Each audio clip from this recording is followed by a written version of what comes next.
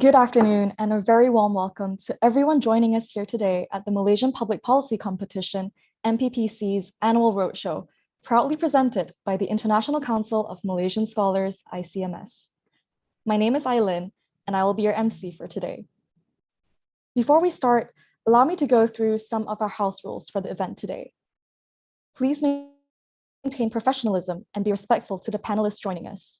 Please ensure that your microphones are muted during the panel session. Please keep your webcam on throughout the engagement session if possible, and do remember that recordings of the Q&A are strictly prohibited. Please use the chat only when necessary.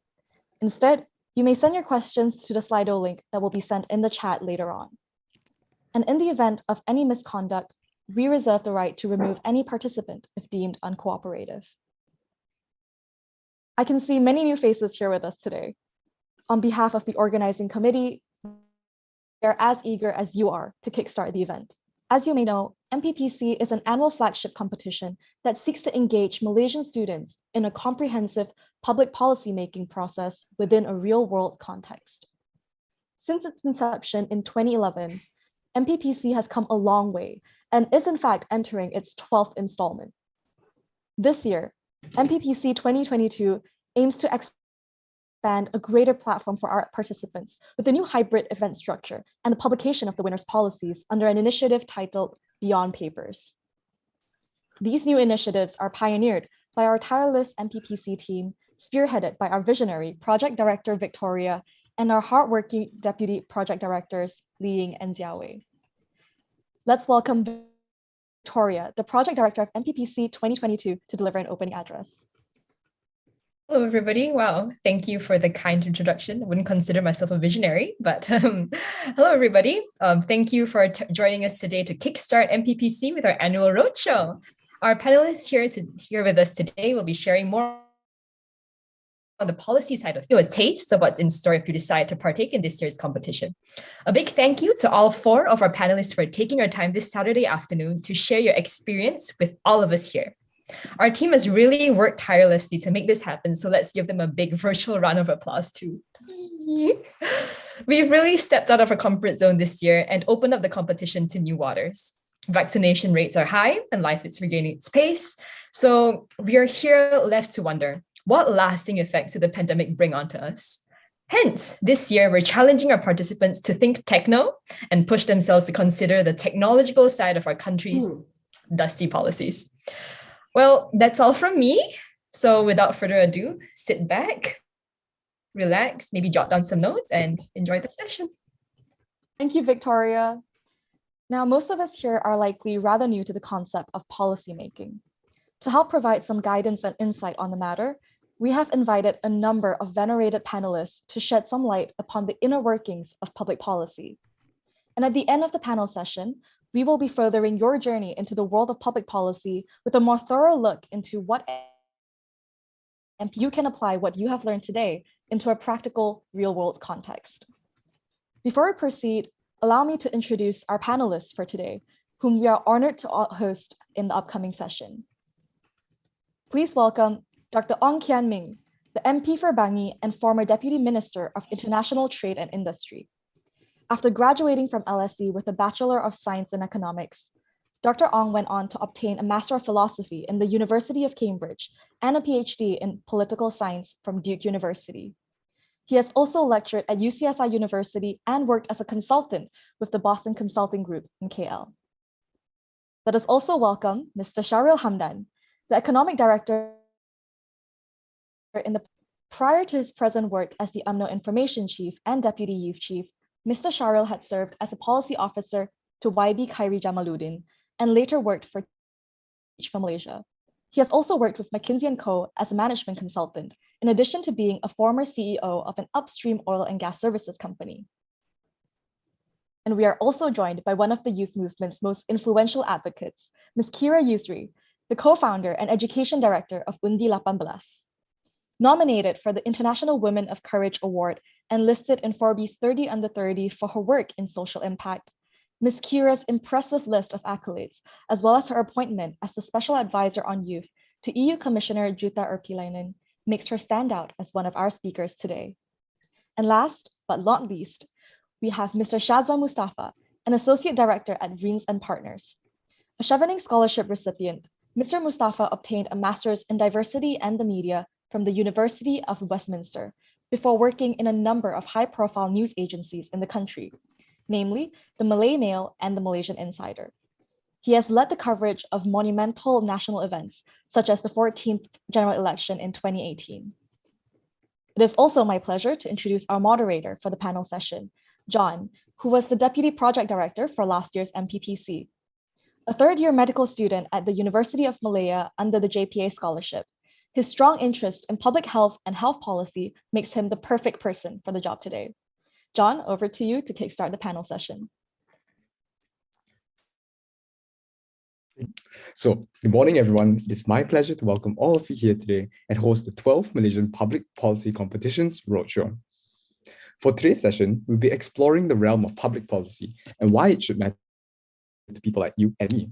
In addition, we'll take a peek into the lives of those involved in the public policy field as we dive into the professional careers of our esteemed panelists.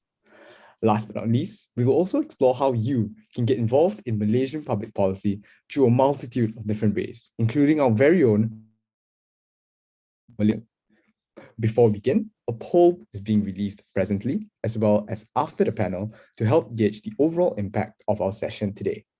So do take your time to fill out the poll in the Zoom poll tab. Now, without further ado, let us begin with a basic introduction to public policy. So, imagine you're the Prime Minister of Malaysia. How would you go about solving issues in Malaysia such as traffic congestion, affordable housing, and public health care? Exactly where public policy comes into action to address problems with the citizenry, whether it be political, social, or economical. More specifically, it is a set of actions, whether it be plans, laws, behaviors, or in some certain cases, even inaction, adopted by a state, in our case, Malaysia, to address a particular objective or set of objectives. So you may be wondering, how exactly does public policy work and come to be formed? So this can be better illustrated through the policy cycle. Firstly, a problem is identified, whether it is by elected officials, such as our members of parliaments, experts in their field, or civil society like you and me. Following this, a discussion is held to identify potential solutions, which can range from informal, such as civil discussions, to more formal routes, such as parliamentary hearings. Next, in the decision-making phase is where specific interpretation of the problem and its solution is prioritized to determine the direction of the policy, following which new laws and procedures may be amended or enacted, and funding for the policy released. Subsequently, the next phase, implementation, the government takes action to ensure the policy works, in which case new bodies, agencies, and even services may be introduced in line with the policy. And lastly, the effectiveness of the policy is monitored by many different parties, such as elected officials, experts in their field, and again, society, which include people like you and me. And at the end of which, the whole cycle may begin again to fully optimize the effectiveness of the policy. So now that you know the flow of how a policy is formed, let us take a quick look at the stakeholders in the public policy field. So firstly, you have the executive branch, which helps us to formulate and legislate public policies, as well as balance stakeholder expectations. Next, you have the opposition's role, which is to critique these policies, offer up alternatives, and in certain state situations, cooperate with the government in the formulation and execution of the policies. Next, the civil comes into play as the executioners of the policy based on the policy direction set by the executive branch. Lastly, the civil society plays an important role in advocating and critiquing public policies, as well as educating one another on the issue at hand. So all of these different stakeholders play a multitude of different roles, which though sometimes oppose one another, in an ideal world, they will all be working towards the same goal, which is making the world a better place. But enough from me, and I'll let our panel today dive deeper into the field of public policy as they share their insights and anecdotes from the years of experience. Again, for today, we have YB Dr. Ong Kian Min, Member of Parliament of Bangi and former Deputy Minister of International Trade and Industry, Mr. Shahril Hamdan, Economic Director in the Prime Minister's Office, as well as UMNO Information Chief and Deputy Youth Chief, Ms. Kira Yusri, Co-Founder and Education Director of UNDI 18, and Mr. Shazwan Mustafa, Associate Director of VNs and Partners. So, what an amazing star-studded lineup we have today. So to begin, open your ears and minds as we explore the realm of public policy guided by our wonderful panelists. So to kick things off, let's ask YB, Dr. Ong. Earlier, we were talking about the policy cycle and how it shapes policies. Would you mind sharing with us, based on your experience as a former policy analyst for the Socioeconomics Development and Research Institute and Institute of Strategic Analysis and Policy Research, what factors need to be taken into consideration in the ideation and implementation of a good policy? Thanks, John, for the introduction. Thanks also to all my fellow panelists. Thanks to MPPC for organizing this roadshow. Before I begin to answer your question, I think John did it very well in terms of summarizing the policy cycle. I just want to highlight a bit of a sort of nuanced distinction between legislation and policy. And I think this would be important for you when you participate in the public policy competition. Legislation is what we debate and pass in Parliament. So usually the language that's used in this legislation, for example, the anti-hopping law that's coming up or the budget, it's used in very technical language and very legally, it sounds very legalistic. But that's sort of like setting the framework of understanding the law. Public policy making and implementation, which is what you guys will probably deal with at the PPC level, is more sort of like accessible in terms of the use of ideas, language, concepts, and so forth. So I think I want to address public policy at that level where it is more accessible to public policy makers rather than to focus so much on the legal language, which is important, but it's probably not something that we want to tackle right now. What are some of the components of good public policy? I just want to highlight three.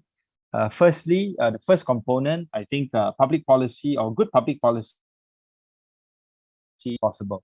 And what do I mean by this? So for example, if let's say you want to talk about improving connectivity, in terms of, let's say, public transportation, you should think about different available avenues for connectivity, whether it is through public transport channels such as MRT or buses, and even e-mobility vehicles that were not present in the sort of like a menu space as recently as even 5 years ago or 10 years ago, right? So you need to think about the different types of connectivity in this particular example. And also, I think in other examples of good public policy making, you also need to think about the financial aspect.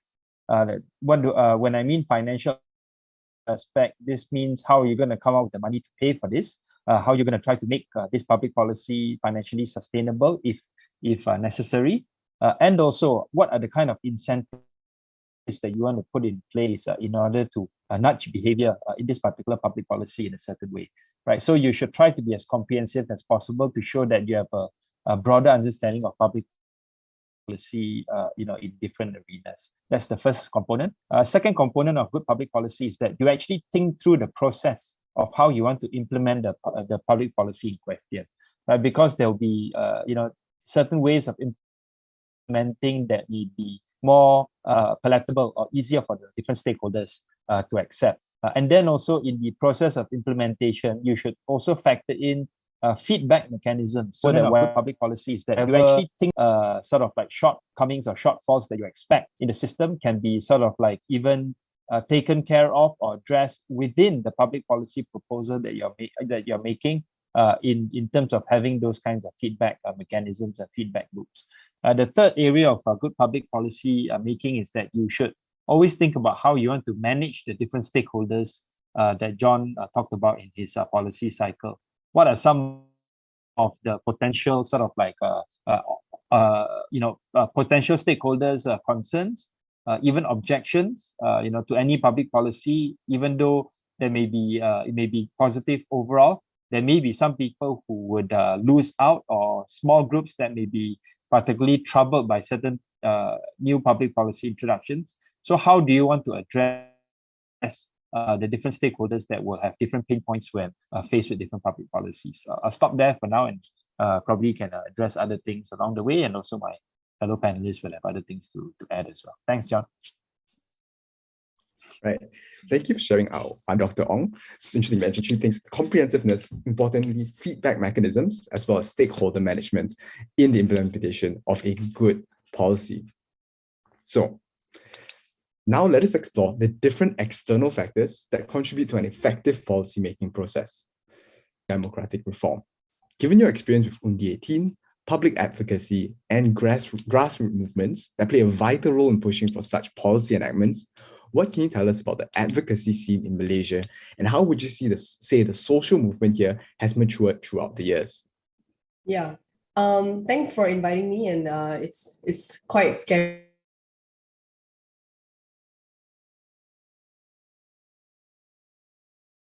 Evolved in a very interesting way, right? I think if you've been following the Malaysian not just the political scene but the activism scene, you see the impact that people movements like Bersih has influenced Malaysia, and how it has put the topics of institutional reforms, especially in the area of electoral reforms, in the forefront of people's minds. Where you could go to a coffee shop and then uncle auntie talk about Bersih, right? Like you see my family members who not talk about politics suddenly trying to ask questions about why is electoral reform important? What is this like indelible ink concept that they're trying to advocate for, and things like that. So for me, fundamentally, activism and advocacy sort of serves a very unique purpose, not just in pushing a particular cause, but it also serves a very important role in helping regular people understand policies, right? Because in the context of MPPC here, it's not just about raising awareness for awareness sake, but a lot of times when politicians or governments talk about reforms or amending laws or drafting budgets, creating policies, it's very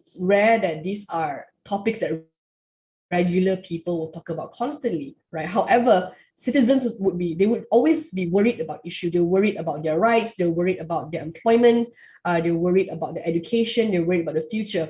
So I think advocates, activists can fill that unique gap in helping regular people break down complex concepts and complex ideas. And I think fundamentally that's what Undi team kind of did as in our capacity as students. A lot of times, a concept such as lowering the voting age can surprisingly be very complicated for many people, right? And then that's not even going into issues like gerrymandering, malapportionment, vote buying, etc., way more complex issues with a lot more nuances we need to explain. So I think that for when you look at advocacy and what purpose it serves in public policy, for me, it's a lot of policy communications. And that's why a lot of advocacy is geared around campaigns, whether it's online, offline, whether it's social media, whether it's through road shows. I think now that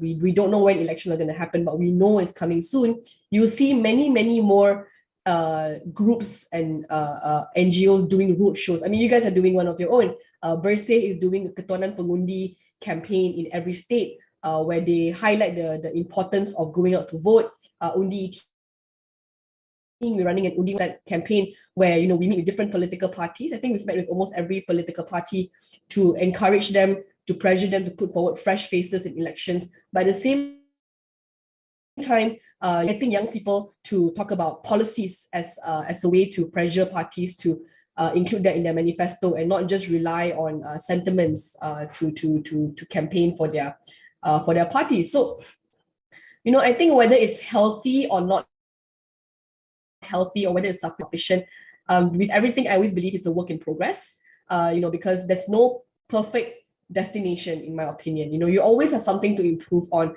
Undi 18 has been see one election that young people have the right to vote, but the work for electoral reform is still a very long journey to go to. So you have a lot of problems that we still need to solve, and we need a lot more people that's focused on solution-based ideas, not just, I think a lot of young people, especially because I'm speaking to students, is we're very focused on creating awareness. We're very hyper-focused on highlighting problems, but we need to understand and take the time to also think about solutions and propose them to institutions, because I think with the pandemic, with the recession, with young people being the first in line to lose opportunities, we are at the forefront of understanding these issues, especially not just for ourselves but our peers as well. For me, we have a responsibility to bring those concerns at the forefront, but to also take the time to understand and propose solutions. So I think a shift towards that sort of a landscape. And I think with young people, with technology, with social media, there's a lot of potential there for young people to actually play a very active role in proposing solutions to solve today's problems. All right.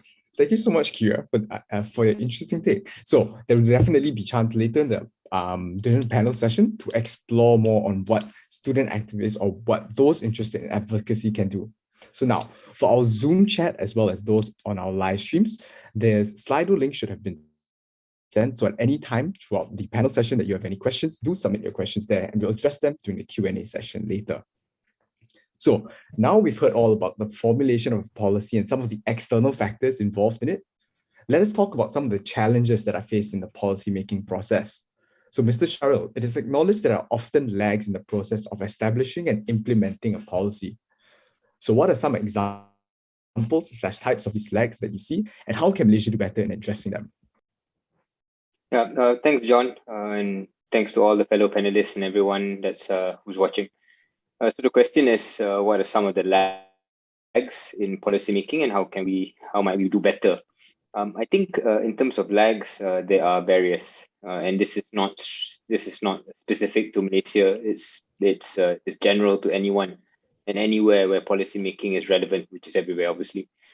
First is even information lag or the data lag. For any policymaker, and one hopes that policymaking is strictly or as much as possible a data-driven exercise.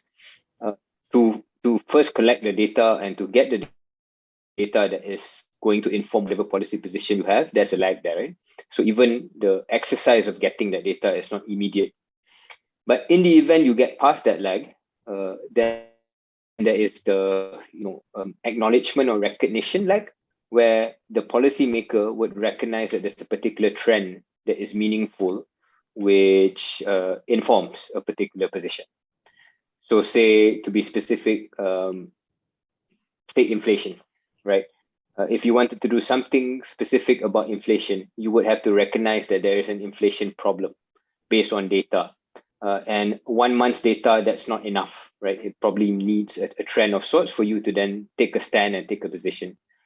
After you get past the recognition or the acknowledgement phase of things, then there is the legislation, where legislation is necessary, or the action, the decision lag itself.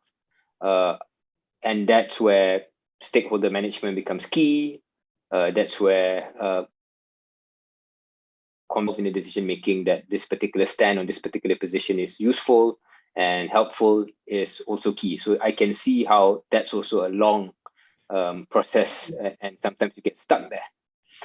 But that's not the only lag where stakeholder management becomes absolutely important, because once you make that decision, then there is the communication of why that particular decision is helpful, and to get support for it once it's executed.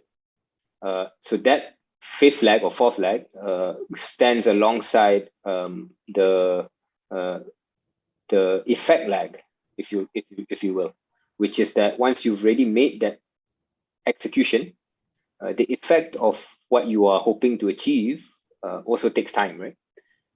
And to stay topical with all these interest rates that are happening around the world, including with us, even though we're quite small relatively, there's an effect lag. If you follow the textbooks, you're supposed to not immediately, but you would have hoped that there's some reaction in terms of prices In fact, that has not been the case even in the US, where they've been super aggressive in increasing interest rates. The latest data shows that inflation's at a decade-year high or decade period high. So that doesn't mean the policy is necessarily wrong, but it shows that there's a lag between what you do and the effect that you are expecting out of it.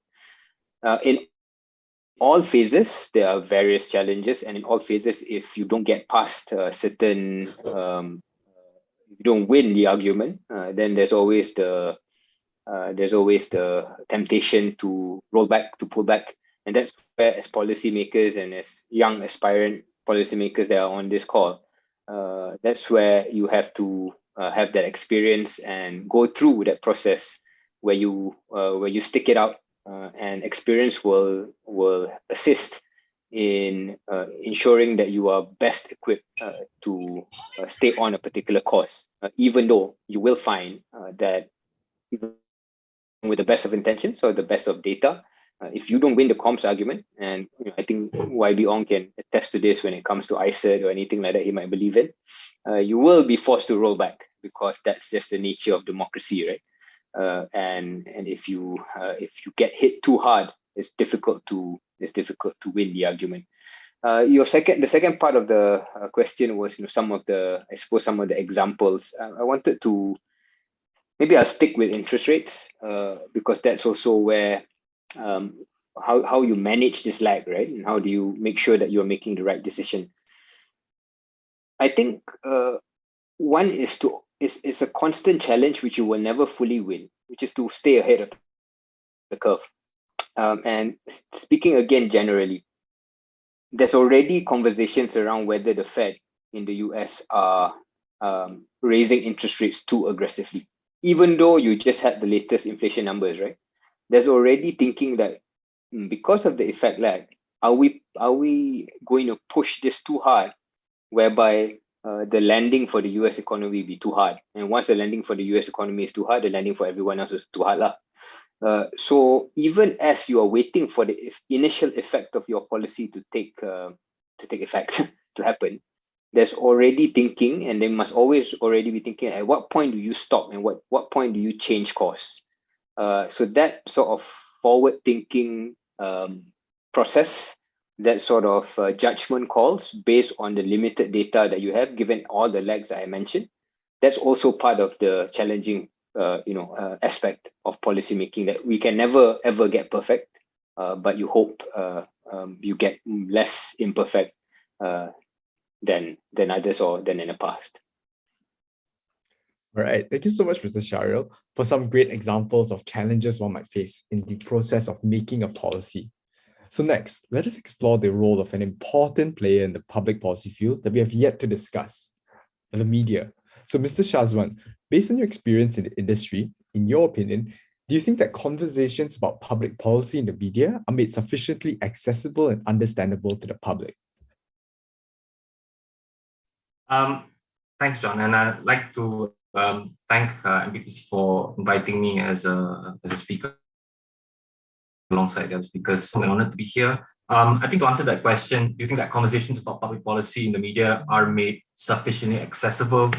Subjective question. I do think that for the past perhaps 5 years even, there's definitely been quite a shift in terms of the role of media and how conversations about public policy are made.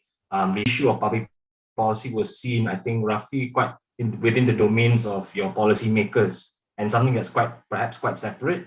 But I think, as we've seen with, I think, grassroots movements and involvements of NGOs, and in today's world, I think in a fluid, so I wouldn't say a post-COVID environment, but a fluid COVID-19 sort of world, we do see all of these coming front and center.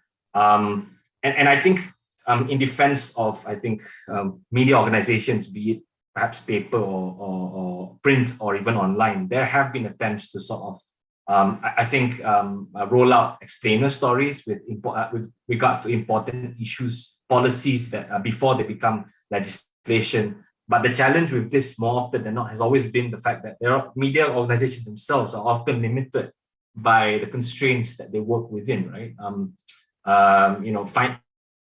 I would categorize the financial and political constraints. Financial in the sense that obviously, if you take some media organizations, they are incentivized by, in terms of readership, what is news value, right? That's basically clickbait stories. So in order to make sometimes issues regarding public policy accessible, you might have to come up with a particular way to come up with a story.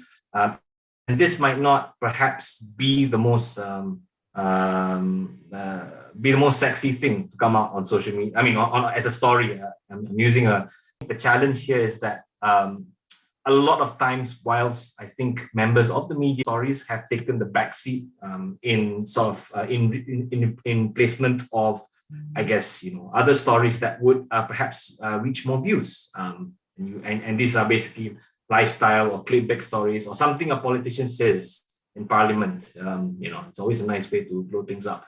So, I mean, that's how there has been, I think, some attempts by some media organizations to play a bit more active role in sort of like this sort of like explaining the sort of granular details of a particular issue with regards to public policy. But the challenge with this is that it takes time, it's a lot of effort, and it takes a lot of political will within the room as well. So I don't see that happening. The second challenge really to this is that when it comes to when it comes to the issues of public policy, is that more often than not there are some political interests tied to that, and in some newsrooms you are limited by the political masters you serve. So media organizations, be it traditional media or even online media, are beholden to their paymasters, and through explicit or implicit ownership. So more often than not, some contentious issues might not see the light of day, and you have challenges. There are ways to sort of like go over, circumvent these issues, but I think in a situation where media organizations are struggling to survive, more often than not, many editors are incentivized to take any risk.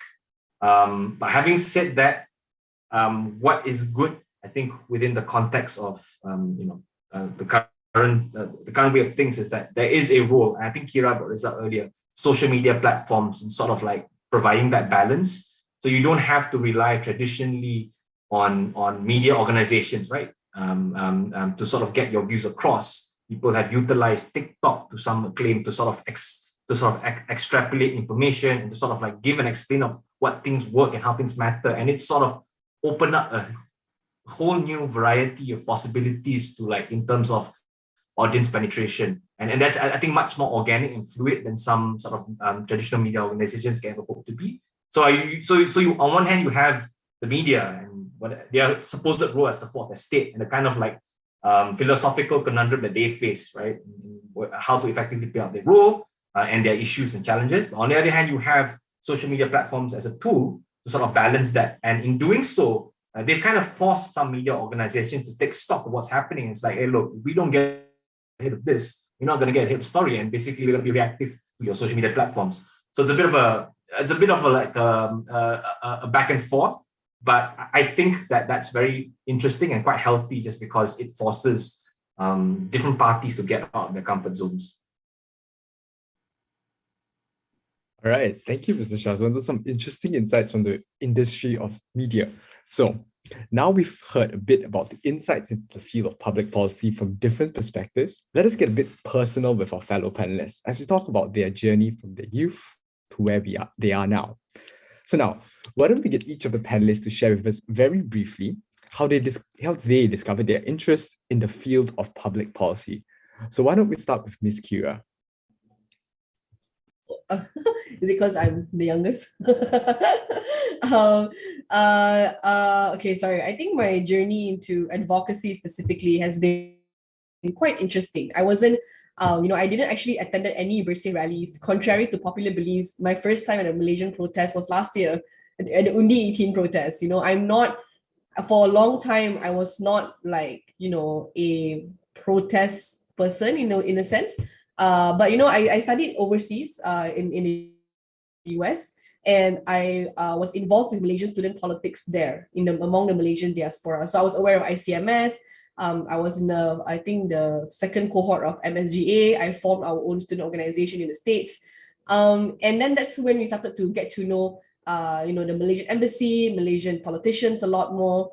And I think one of the projects we wanted to do was an advocacy project. So for many years, a lot of Malaysians in the US, a lot of activities we do is only career based. We don't really talk about politics or governance or even what's happening in Malaysia. A lot of us are just focused on getting a job back home.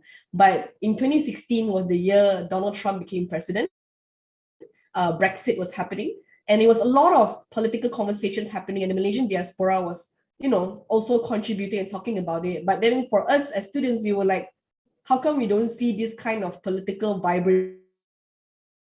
And of course, at that time, we knew there were two issues. One was AUKU. Secondly was the voting age was 21. I did not even realize that we were so behind, while my classmates who were younger than me had voted multiple times in either national elections or local referendums or local government elections, and they were so familiar with elections. And I was like, oh, I'm 23 and I haven't voted before. So that was, I think, one of my political awakening, so to say, or it's more like curiosity to actually think about politics and the kind of impact it can have on myself, actually, and my future. Yeah. All right, thank you so much for sharing, Kira. So next, why don't we ask Dr. Ong more on his experience? Let me mute myself. Yeah. So my entry into public policy making was because I saw a gap in the system, in the political sort of like arena when I first joined politics in 2012, and I had been trying to push for greater public policy debate among some of the MPs, especially those from within my party, the DAP. And I found that there was no better way to engage in public policy debate than to throw your head into the ring, so to speak. I joined the field of public policy actually quite recently. 2020, I think, just before COVID became a thing. I think about after 10 to 12 years in the media, I wanted to try something new. And I mean, I had been exposed to certain elements within public policy making by virtue of my previous profession. But more than that, I didn't want to. I had this deep fear that I didn't want to be a one-trick pony. So I figured, like, what better way to sort of like try something new than just get into the thick of it. And I think when I applied for a job at Vincent Partners, I actually no clue what they entailed, because it wasn't a job scope wasn't really advertised specifically. It's very vague, right? And you read in terms of public, especially when you're working as a consultant for like MNCs in public policy, the issues are so varied. So really, each day is a new experience, I think. But I think what's really been beneficial for me and what I really value so far is the fact that with each sort of like this new client, with each new issue, is like you get a better understanding into like how government works from that perspective, and like the various sort of like the intricate web of stakeholders that sort of influence, or can even bring about conversation narratives, right? Because at the end of the day, it's about stories. It's about bringing your points across and how your views actually matter. And it's not just through parliament or through your MPs that's the only avenue to sort of get your points across or sort of like advocate for something. There are various ways, and it's just so wonderful. I mean, government is so wonderfully complex. I think it's a kind of like field that you'll never really get bored of. At least I haven't, just because it's been so it's been so interesting, and coupled with the fact that you have a country that is undergoing such political fluidity, that makes the job much more interesting. All right, thank you so much for sharing, Mr. Shashwan. We definitely look forward to it. Now, let us move on to Mr. Shahril. So why don't you share with us your experience? Yeah, I think not entirely dissimilar to Dr. Ong, in the sense that I joined politics via policy, if you will, and I don't mean that in the ostentatious manner or pretentious manner. I never actually knew for sure that I wanted to be a frontline politician. I knew I was interested in politics and the field of politics and the field of public policy, actually. And that's why when I came back, the first thing I did was to be an aide to the MP for Rembau. And that was, basically basic policy work, something as basic as preparing his answers for Parliament. This was way back in 2008. Whether it was actually proposing certain policy positions for him to speak out publicly, and out of 10 ideas, maybe he only takes 4. But that was the kind of experience I had for the first 2 years of my working life. And I had never, been sure that I was actually cut out to be in politics. And I left. I went back to the UK. I did my masters, and I entered the private sector. I still kept tabs with the policy/politics world, but it was only in 2013, 2014 when I was appointed as executive committee member inside UMNO Youth that I really became a politician with a small p in my own right. But I always wanted to make sure that whatever position I held, it came from a policy bent, and that whatever position I held, I had something small to contribute in terms of policy ideas/policy making. Now the challenge is, at least in my experience, my career inside party politics has, right now is a bit difficult to say, but my career inside party politics has progressed, but my career inside being an elected person who actually has a say inside legislation, that hasn't progressed. As all of you know, I ran for elections and lost. So that's where I'm always having to tell myself that even though the last 4 or 5 years has been about party politics mostly, and that comes with it all sorts of things that isn't about policy making, I have to ensure that the policy part of my interest and my purpose for actually being here is still exercised.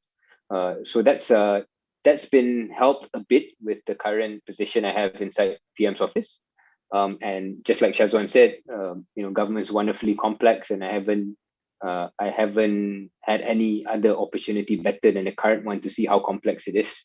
And that's also part of my learning. So I guess that's a roundabout way of saying, I entered politics, for which I'm most known for, actually via the door of policy.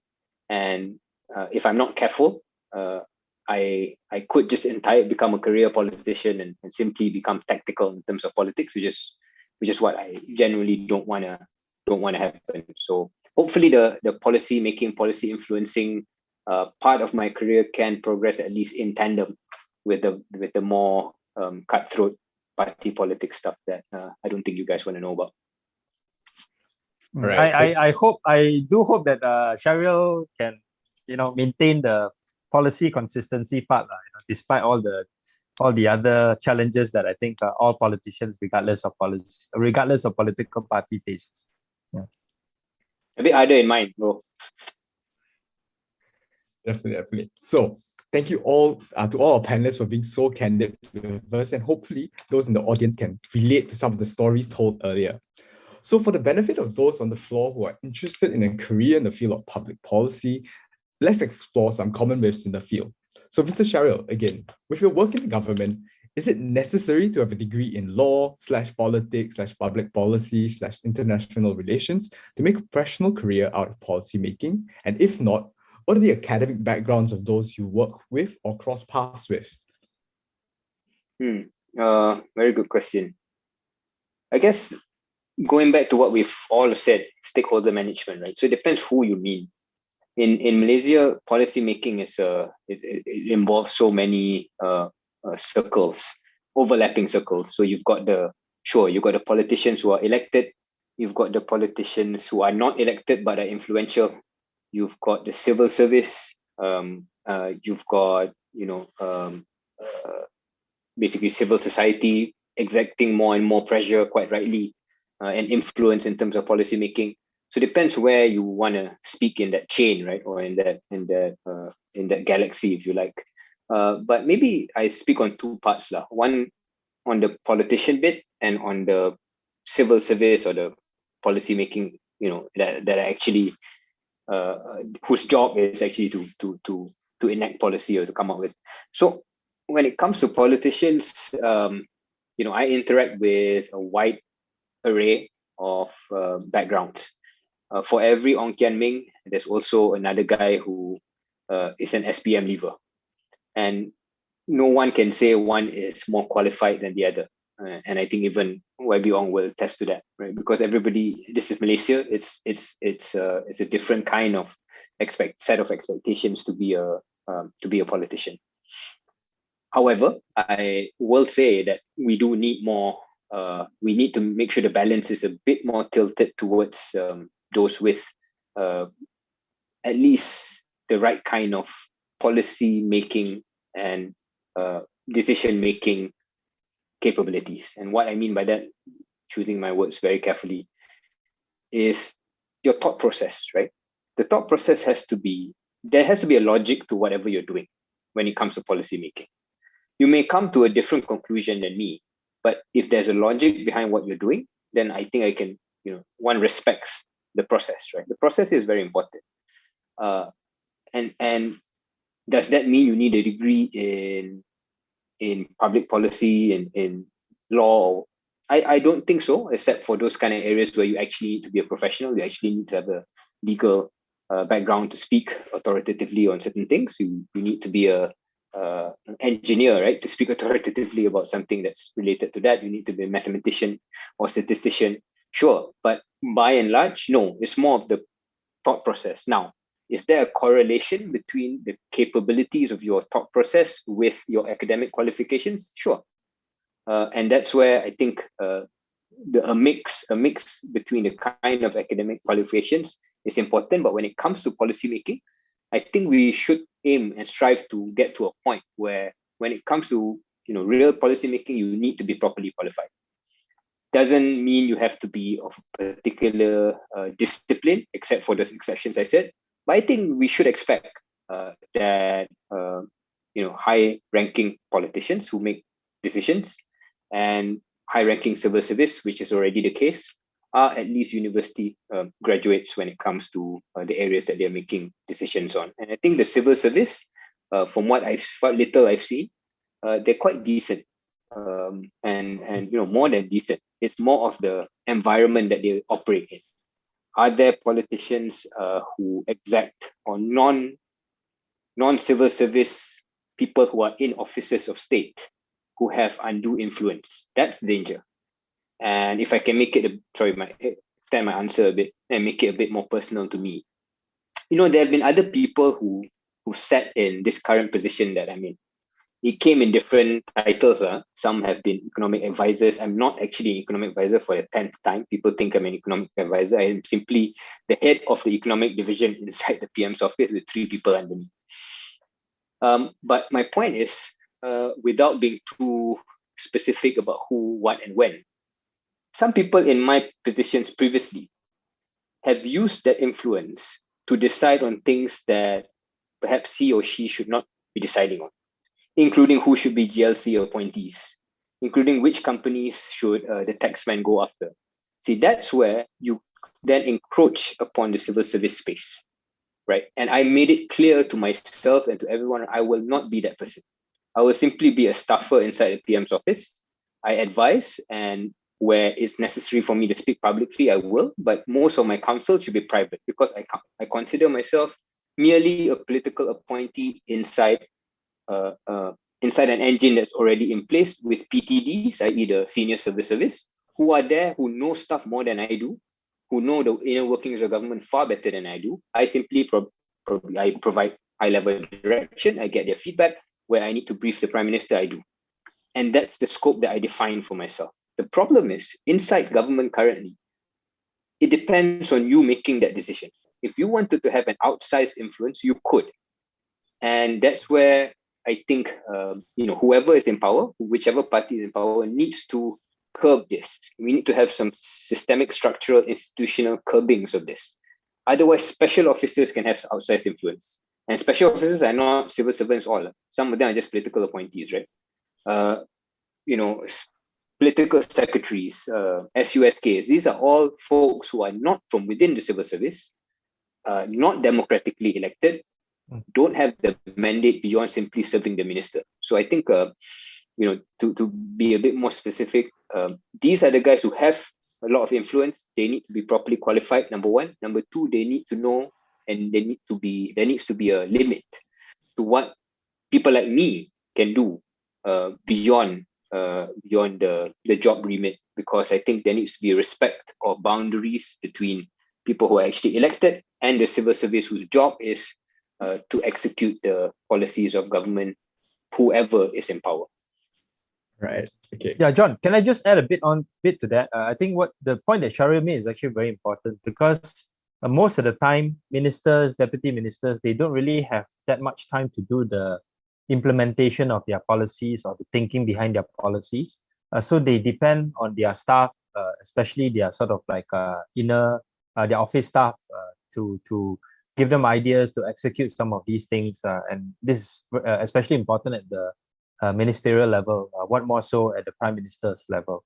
And what I found is that people with, the ministers who have a greater level of exposure to industry, a greater experience, in terms of knowledge of different areas of the economy, for example.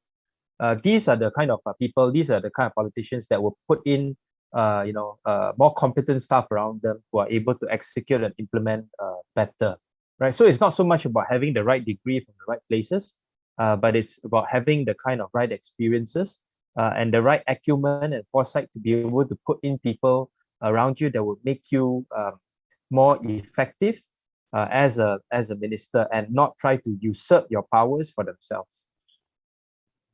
Right. Thank you so much for sharing. So hopefully this encourages some of the people in our audience to pursue the field. So it is also historically, and another myth is that it's historically and statistically indicative that the wealthy and connected dominate the political and government policy arena. So Ms. Kira, is this always true? Are connections / strong family backgrounds imperative for thriving in these fields? And if so, what are some ways one can break into the field without the prior leverage of money, position, or connections? I think it's not always true, although there are many instances that this has been true. So I think if you look at, especially Malaysia is a very complex country whereby we have many layers of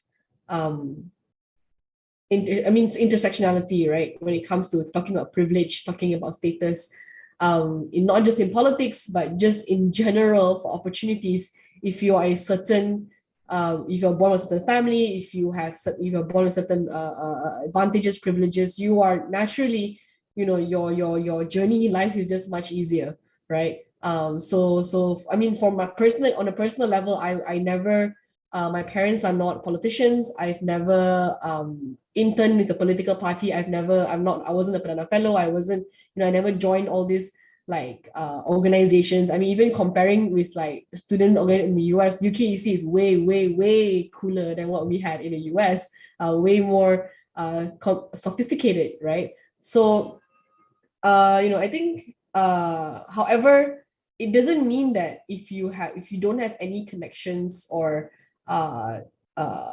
money, in the sense, you won't be able to break into the field, because you see many success stories of people breaking into politics from very humble backgrounds. I think I've heard, I think even Shahril mentioned many times his family was not, a very wealthy family. I've heard his story a few times before, and that's the kind of, and I think what's more important, and these kind of stories need to be highlighted a lot more, because we need to focus on role modeling for the future. And I think for young people especially, it can be very daunting when they don't see people like themselves in politics. And that's why I think for Undi 18, it's important to push for diverse representation at all levels of governance, not just among, say, people that's in MP or ADUNS, but you want to see more diversity in the civil service, more diversity in the NGO sector. If you guys join the NGO sector, it's not a very diverse environment as well, actually. You know, it's still kind of dominated by the same people from 20, 30 years ago. We have the same problems that we have in politics. So it's so, you know, so like I said, while it's not the most important thing, of course it is very helpful. So how do you actually navigate that if you don't have like, you know, family members that are already in politics, if you're not like a legacy child where like you inherit connections and you inherit because, you know, when you talk about capital, it's not just financial capital. You gain social capital through many ways, by going to boarding schools, by going to you know, being studying in an urban area, you know, studying I have friends, you know, I studied in Sunway before I went to the US, and I went in Damansara or Subang or like KL, and I went to high school in like Miri, Sarawak, where no one from my high school came to the same program I was in Sunway. I think the only reason that was my senior 5 years older than me that went to my program before, and I was like, okay, I kind of know about this person and in this university. So it's also about, you know, it's not, so again, you know, it's not just like, you know, it's also about, you know, where you grew up in and things like that. But it's not impossible. And I think it takes a lot of courage and a lot of determination. But most importantly, you must want to make it. I think for many young people, we get very intimidated very quickly when we don't see spaces that are welcoming. But we have to bite the bullet, so to say. You know, I'm not an advocate of like waiting for opportunity to come by, development a lot more on a personal level, right? So if you see that there is a space, there is a gap, create that opportunity yourselves. For just an example, right? You know, this is probably not a very significant thing in the long term, but you know, for us students in the US, because of social media, we saw how sophisticated students through going through UKEC, how they became leaders and how they got more opportunities. Students in Australia, because their MASCA that was so established, so institutional, we were like, how come we don't have that? Okay, let's start on our own now, because you know, we can't wait for we can't just wait for handouts from the embassy to say, hey, okay, nah, talk to this company, talk to this. We just did it ourselves, and then we learn how to like build things ourselves. We learn how to like learn marketing, learn recruitment, learn management, and you learn leadership by yourself. And for me, I think because of that, Undi 18 is like a unique movement, because I think even in the civil society scene, we are one of the few youth organizations that are run by youth full-time. As in Dharma and I, we quit our jobs. You know, I was working in Teach for Malaysia before this. Dharma was an engineer as well. He quit his job to run an NGO. So we saw a space, we saw a gap where there's no young people taking the lead in like you know, working in the advocacy space. So and which is also why we noticed that, you know, Berse will reach out to us all the time. Awan reach out to us all the time. So then it's also now our role to see how do we platform other young people, because again, there's that space, there's that gap. You can't just hear the same Malay woman, the same, you know, Indian guy talking about politics all the time. So you need to platform other people. So I think for you guys who are, you know, who are probably either considering to join MPPC or already ICMS or already student organizations, you have made it this far in student movements, right? You have to think about what other platforms, how do you actually create spaces for other people to join as well. You know, I've been in similar organizations like ICMS. I didn't join ICMS back then because I think it's not that it's very hard in the US to join this kind of programs. But you always think like, you know, how diverse it is, how accessible it is. I think it's our responsibility to make sure the space is more accessible to other young people. And you need to think creatively, how do we enable that environment, that landscape lah. Yeah. So again, just to summarize, I think for me, it's really, there's a lot of self-determination that's needed to break into the space if you are not lucky enough to born with privileges or come from a family that's able to open doors for you. But it's not impossible. And it's really only impossible if we don't do anything about it, because politics is so, and policy making, right, in a way, it's so fluid, it's so, it's really what you make of it. You know, if you think it's impossible, it will forever be impossible. If you think it's inaccessible, you will never penetrate. But if you're willing, and this is, I think, a very Gen Z thing to do. I don't know if you guys are considered Gen Z. You just langa only, you know, you just go in, you launch your own thing. You see so many young people, you know, using social media to build their own movements, to build their own ideas. And then they just go to like parliament and just find an MP and say, hey, listen to me. I mean, that's a really good way to raise awareness about yourselves, right? And to raise awareness about the issue you care about. But of course, you have to base it on evidence, base it on data. And I think that's what MPPC is all about, right? You want to give these tools to young people. But the spirit, the energy, the passion has to be there to begin with. Otherwise, you might just be an Instagram page. So don't be that, okay? Don't be like that. Yeah. All right. Thank you so much for sharing, Ms. Kira. Definitely agree with you on the importance of taking initiative in this space. So, university. So that's the good news. Let me give a few examples. There are a lot of think tanks these days in Malaysia that deals with different areas of public policy. So probably the most well-known one, from the private sector side would be the Institute of Democracy and Economic Affairs Ideas. And then on the government side, the most established one is the ISIS, the Institute of Strategic International Studies.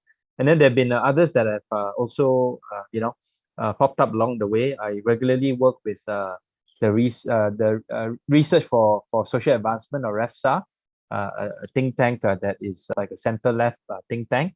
There's also state-level think tanks, Penang Institute, for example. There's also think tanks at the Selangor state level, the Johor state level, to various degrees of activity.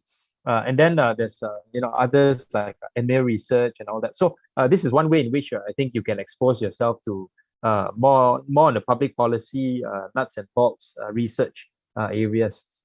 Another way in which you can gain more insights into public policy is to intern for a member of parliament or a state assembly man or woman who is interested in public policy at different types. I think those who know me well would know that I've taken in a lot of interns before to train them on public policy research and thinking. At the state level, I know many of my colleagues, for example, Rajiv, Adun for Bukit Gasing, Michelle Adun for Subang Jaya, Yiwei Adun for Kampung Tungku. These are only the ones that are Selangor based. There are others that are based in other states as well. The more local and state level, state government levels, such as public transportation and connectivity, that also would give you a good exposure to what public policy making is. And then they're allocated to a good minister. I think there's a lot of things that you can learn. But if you get allocated to a minister, and again, the minister is often a reflection of his staff as well. If the minister is not so responsive and not so responsible, then your experience may just be like just hanging around the office and attending one or two events along the way. So that being said, I think if you really want to be strategic in exposing yourself to this public policy area, you really need to know your own strengths and weaknesses, and then do the proper research and the outreach to find out what is the best suited avenue for you to gain the necessary training. Right, so explore and then find the best path for yourself. All right, thank you so much for sharing, Dr. Ong. I definitely feel there's a whole multitude of different ways that people can explore, such as Dr. Ong mentioned, the Perdana Fellowship, many different internships, whether it be at the state or federal government, as well as many different programs. So now, building on that, Mr. Shazwan, from your perspective, as someone working in the intersecting field of both public and private sector, are jobs in the public policy field in growing demand on both the international stage and Malaysia?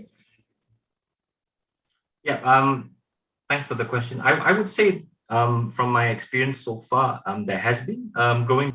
And I think that now I would like to preface it by saying, I think the context between COVID-19 especially, throughout 2020, 2021, there were so many, I think, disruptions, be it supply chains or movements brought on by the pandemic, as well as the responses by governments, such as ourselves, even in terms of border lockdowns. So I think on an industry level, a lot of companies within the corporate sector realize that some of them they either outsource their public policy function, or they had one person in charge of everything, comms, public policy, and they've quickly come to realize that there's actually a need to have someone who understands specifically, whose remit is specifically on public policy, as well as government affairs. Right? And I think since over the past 2 years, there's definitely been an uptick in terms of a demand, by companies for this role. And I think, speaking of personal experience, there's definitely been an uptick of clients within the private sector coming to us for assistance, specifically on issues of public policy as well as government affairs. So I mean, it's for something that I think, for something that was seen as, I guess, quite perhaps not as necessary as before. Malaysia's fluidity, be it in terms of political or economic climate, has definitely necessitated this.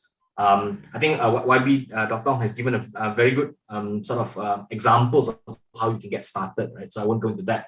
But having said that, I think one of the interesting, probably new emerging frontiers in terms of when you talk about, let's say, within industry, public policy, government affairs, is I think the idea of policy comms, really, how you sort of like, I mean, you have your research outfits, right, and your research functions, research arms that sort of try to get the data to sort of communicate your ideas across, but you also effectively need, I think, the ability to be able to sort of communicate to your different stakeholders, right? So messaging is very important. Getting your narrative right is very important. So I think policy comms is becoming quite an interesting field, and one that is like companies are increasingly looking towards, just because they are aware that I mean, once the questions of everyone's mind, I think, when they come to us is like, oh, you know,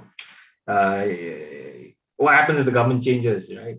Does everything, you know, does that mean that some of these companies might have, particular issues that they're working closely with certain government stakeholders? The challenge is that really is trying to understand the issue. I mean, a lot of them think that a lot of problems can be solved by going to the prime minister or by going to, you know, getting the highest person. But it's more often not like that's not the case. I mean, you really, I think like YB Dr. Ong, I think even Shahril mentioned that, you know, you're talking to the people who are actually working level, that are actually doing the job, doing the work, right? That are informing the leadership of the issues. So you have to get to understand them better, understand their issues better. So like within the, I think, private or corporate sector, it's about how to sort of balance your clients' needs, right, with and aligning them to government's goals, and obviously, it's definitely going to be a back and forth, because government, you can't be too aggressive, because then government will, you know, civil service actually very they'll view it as an attempt to sort of influence them. But then at the same time, I guess there is specifically a need for some policies or even some legislations to be reviewed. So I mean, that's where, and I say this again, that's where the issue of policy comms comes in. But I mean, for example, before I end, my firm, Bridge of Partners, we are actively looking for interns as well. So we've had a number of interns over the past few years. Victoria is one of them. So if you are also interested, applications are open as well. So you can contact me after this if you're interested. Thank you. All right. Thank you, Mr. Shazwan. So as you heard, many different opportunities in the field of public policy.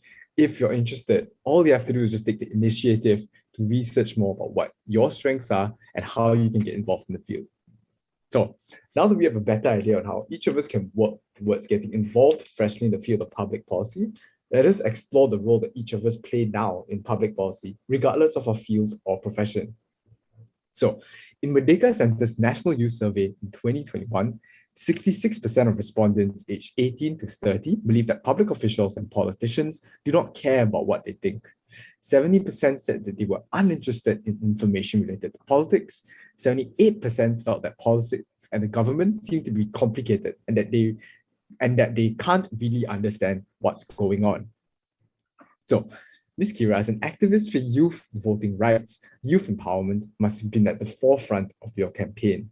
So what defines youth political participation and the values that define it, as well as why are a large, in your opinion? Many, I think, leading up to elections, and especially since Undi 18 was passed in Parliament, many people, many institutions and groups are working towards encouraging more youth political participation. And I think we see this globally as well, with many countries having more and more youth parliamentarians coming forward. Running, contesting, whether they win or they lose. The point is they put themselves forward because they know that it's important for their voices to be heard within institutions like Parliament or national assemblies. And I think the values that maybe sets apart young people in politics I don't think age alone makes you unique. I don't believe that. I think that's a very weird perspective to have. It does give you a different perspective, of course, but it's not the only factor. It's not a determining factor, right? But why is youth representation important in policy making processes? I think just from how fast the world is changing nowadays, it's really important to get perspectives from the different groups of society. So it's not just about young people being in parliament, but it's also about women. It's also about disabled communities. It's also about indigenous communities having their voices heard on a scale that's not just in a form where like, oh, we're the government, we want to get consultation. What's your input? No, meaningful participation has to be the priority for political parties and for institutions to advocate for. So I think that's when you talk about values, I think it doesn't make sense to say young people are less corrupted than older people. I don't think that's that connection, but it's about challenging the norm. It's about challenging what we understand things as it is, and forcing fresh ideas. And I think the idea of politics, what makes politics and democracy exciting is that there's always changes. If you settle and if you're comfortable where you are, it's very hard to imagine an alternative. So I think that's the value, or maybe the fresh perspective that young people bring in, and that's why the upcoming election with an influx of new voters, political parties needs to be creative in engaging the next generation, but at the same time thinking of strategies of how to actually close the information gap between what they are trying to advocate for and what people actually want to see or aspire in the country. Why are people, however, some polls show that young people are turning more and more apathetic or more and more disinterested in politics. It's undeniable. I think more doors into people questioning has very strong feelings about because of his constituency. I think we've had conversations about this before, but I think in a way it has challenged young people to think about what does it mean to be in a democracy like Malaysia, where, okay, I can vote, but at the same time, my vote may lose its meaning, or my vote have less meaning because of where I vote. And when you see a system that is so gigantic, that is so difficult to penetrate, it can be very demotivating. And this falls back to my earlier point, when something seems impossible, it's really up to us to break that barrier, right? And to be fair, many people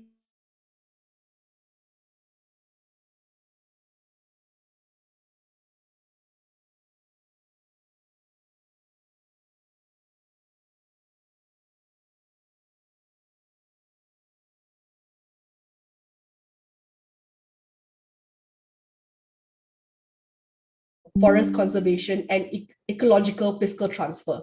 You see, so creating awareness, but we also propose a very specific solution to counter the problem that we want to solve.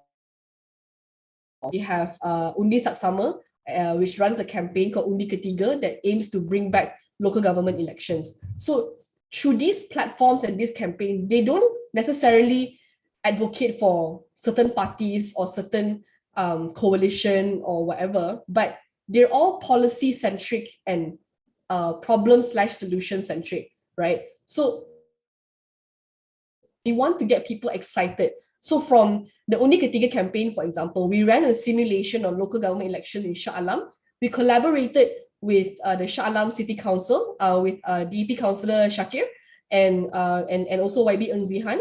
And through that, they understood, oh, okay, DEP has a stance about local government elections. Okay, the Selangor government, has done this, has done that before. So they get interested in the political process, and then they learn more about these avenues, for them to play a role in. They learn what is PEBS. They learn what is local councillors, what do mayors do, and the role of MD and ADUN, etc., etc. So for me, I think to get people interested in politics again is to show them that their voices can make a difference. So this is where I think political parties have a big role to play, because fundamentally NGOs can only go so far of like introducing ideas and concepts to the people, but political parties can close that final gap of like actually in the process of of how they operate in Malaysia lah, so to say, because we cannot avoid the fact that politicians will end up running for positions in parliament, and at the end of the day, they are the ones that will create the laws and vote and agree on the laws. So it's very important to get these individuals to know who their grassroots are and what do people actually want from them. So as the danger of having a big group of young people that are apathetic is that you end up having an election where people may not vote. And when you don't vote, you end up having a government that is not voted by the majority of the citizens. And this can actually, we can actually call into question the legitimacy of a government then. Because if most of the people didn't vote you in, do you really deserve the right to govern us? But at the same time, it is entirely legal and legitimate for them to be government because the people that did come out and vote, voted for them. So you see how we can actually, so these are the kind of, I think, messages that we need to emphasize and advocate for, to highlight the importance of coming out and vote, the importance of carrying out we are given the right to make a decision. And if we give up that right, we will lose, having a say in how our country is being run. Yeah. Right. Very well put, Ms. Kian. I hope this inspires more youth to get involved in public policy as well as get involved in voting. So, as some of us may already know, Malaysia currently holds the record of having the oldest Prime Minister in the world. So we were glad to have while some are glad to have an experienced leader, others may argue that we lack the ability to cultivate fresh political talent. So Mr. Shazwan, how do you think we should encourage a culture of gracious retirement in the political process of passing the proverbial torch? And could the option of age-mandated retirement be explored? I can try to answer it, although I think perhaps I'd be interested to hear the views of maybe Dr. Ong and Shahril. Yeah, they might be more qualified to answer this, but I can give my views. I think that it's interesting that you use the example of Mahathir being the country's oldest prime minister. There's a running joke or inside joke that you're only like when people say that you're a politician, you're running for either a seat or you become a minister or you're a senior politician, right? So you're 60. That means okay, you're just about the right age to start ascending, right? I don't believe in age mandated retirement for several reasons. One is that I don't think political parties right now will have the political will to challenge that, just because of the structures that permeate within these parties and the leadership, right? It's still patriarchal, it's still governed and led by, lack of a better word, very senior men, senior and always senior. So they're very set with their mindset and ways of thinking. And I think it's about power, right? So power is ultimately concentrated in this few. However, I do believe that a lot of political parties are acknowledging the fact that that representation matters, and that the youth vote for intensive purposes also diversity, and you need to be able to have I think candidates or even like elected lawmakers who not just understand some issues that perhaps the youth populace face, but also embody those ideals, right? So I think in recent, some recent by-elections, you have seen a shift in some, perhaps some parties fielding younger leaders, but I still think cosmetic at best. So, I mean, if your question is whether next election we're going to see a lot of new leaders, I don't know. I mean, I think that will be an answer for perhaps the DAP and UMNO to respond to lah. But I think it would be great to see more diversity, to see more leaders who are not necessarily defined by their political lineage and political connections, really.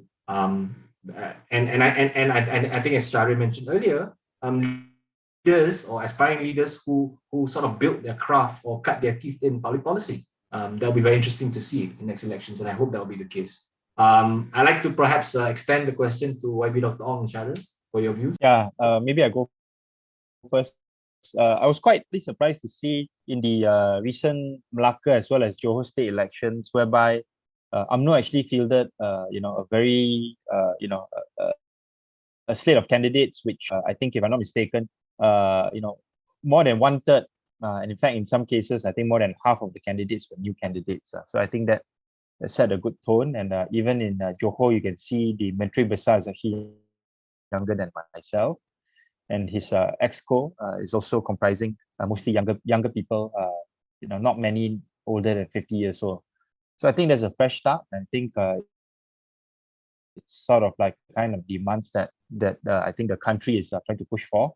Of course, when it comes to renewal, I think the process within my own party, I start probably just before the 2008 general elections with the then Secretary General Lim Guan Eng bring in new people like Tony Phua, who then brought on people like Teo Ni Cheng, as well as Hannah Yo and others in my party. And I think that trend has continued over the past couple of election cycles. And I'm very confident that it will continue in this upcoming election cycle as well. And one of the reasons why I'm confident is because in my own seat, I've already announced that I'm not going to contest again.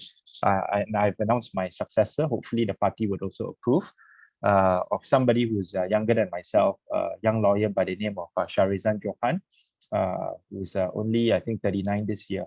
So I think if, let's say, there can be more of such sort of like sort of like benchmarks being made, whereby leaders can try to not just be a leader when they are in power, but also plan for their own succession plan, so that you won't have a situation whereby there'll be some people who think that they are irreplaceable in politics. I think that's a very unhealthy trend in Malaysia. So on the part of myself and my party, I'm quite sure that this kind of a trend of nominating younger and more diverse candidates, I think will be good for the country, and also good for my party, as well as good for the country. All right, Mr. Shahril, would you like to share your views? Yeah, I quoting Boris Johnson, but when he resigned the other day, one of probably the only line that one didn't smirk at was when he said, in politics, no one is remotely indispensable. And I think that's something we all, regardless of age, have to remember. And maybe somebody who's relatively young saying this, people might assume I'm pointing it at other people, not necessarily pointing at myself and anyone, right? And I wanted to add a different dimension before addressing the question head on. Just that I think the cycle in the political life cycle in Malaysia will be shorter and shorter. Time was you enter politics and you expect to stay for your entire adult life. In some cases, as we are joking now, for your entire life. And I think that's different now. You have examples like Yong, who for his own reasons felt the need to take some time off. I think more and more of that will happen. You can have people who kind of shine for 5 to 10 years, and then for whatever reason, because they are asked to leave, forced to leave because of electoral losses, or find that they want something else to do in life, they step out. And I think I know ICMS is probably, it's quite UK centric. So in the UK, you guys also can see that people enter politics at a certain age and they leave, and it's not a big deal. Now, I think hopefully one of the things that can happen in our lifetime is that Malaysia turns into that.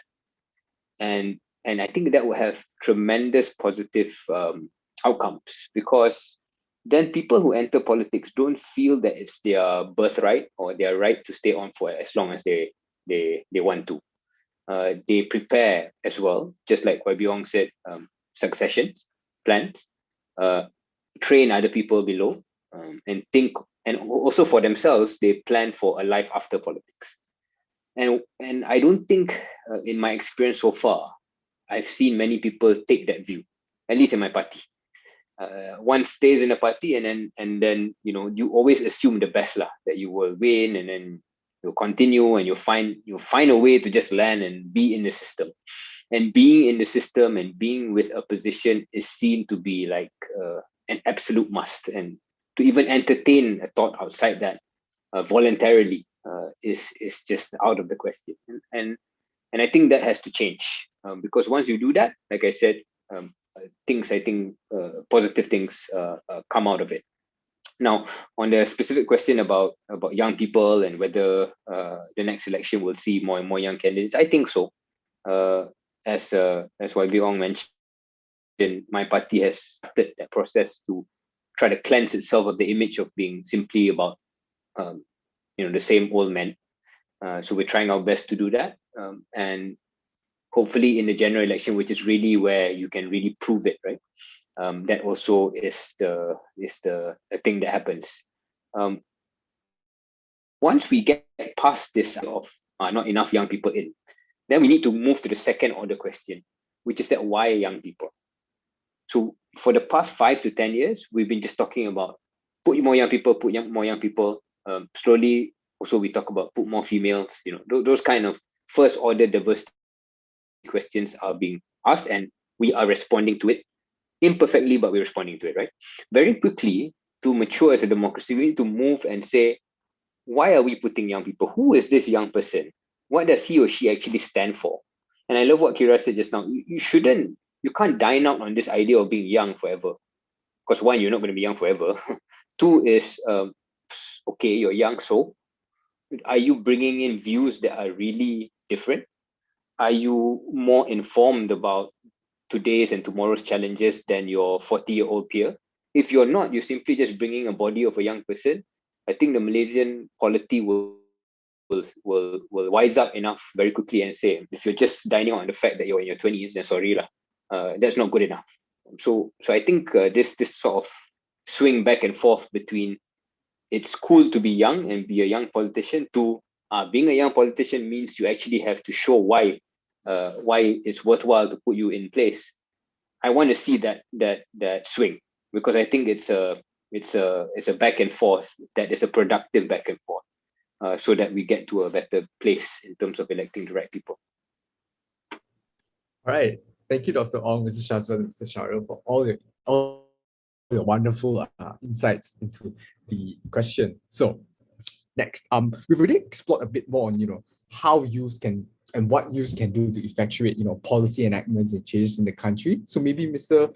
Shahril, you could share with us some what more as we Malaysians can do to help facilitate this growth of youth involvement in politics and public policy. Yeah, I don't want to take too much time because I think the other panelists have touched a lot, especially Kira, about the kind of openings you have and grabbing the bull by its horns. We've all had our experiences doing that, and especially if you don't come from a place of privilege, and privilege here is intersectional, as you said. It's not simply about wealth; it's about who you know. If you don't come from a family of politically linked people, as I can really say I didn't. Then you find ways lah. So in my case, I don't know how applicable it is because I'm already 36. In my case, I went into uni. I suppose you could argue simply being a UKEC. I know you guys are not so friendly with UKEC, but simply being in UKEC, that opened up doors lah. So if I was not privileged enough to have gotten that scholarship to go to the UK, would I have been in a local Malaysian university in the days where AUKU was still around? Would I have had that access? Maybe, maybe not, right? So I was lucky in that way. But still, I had to make that, I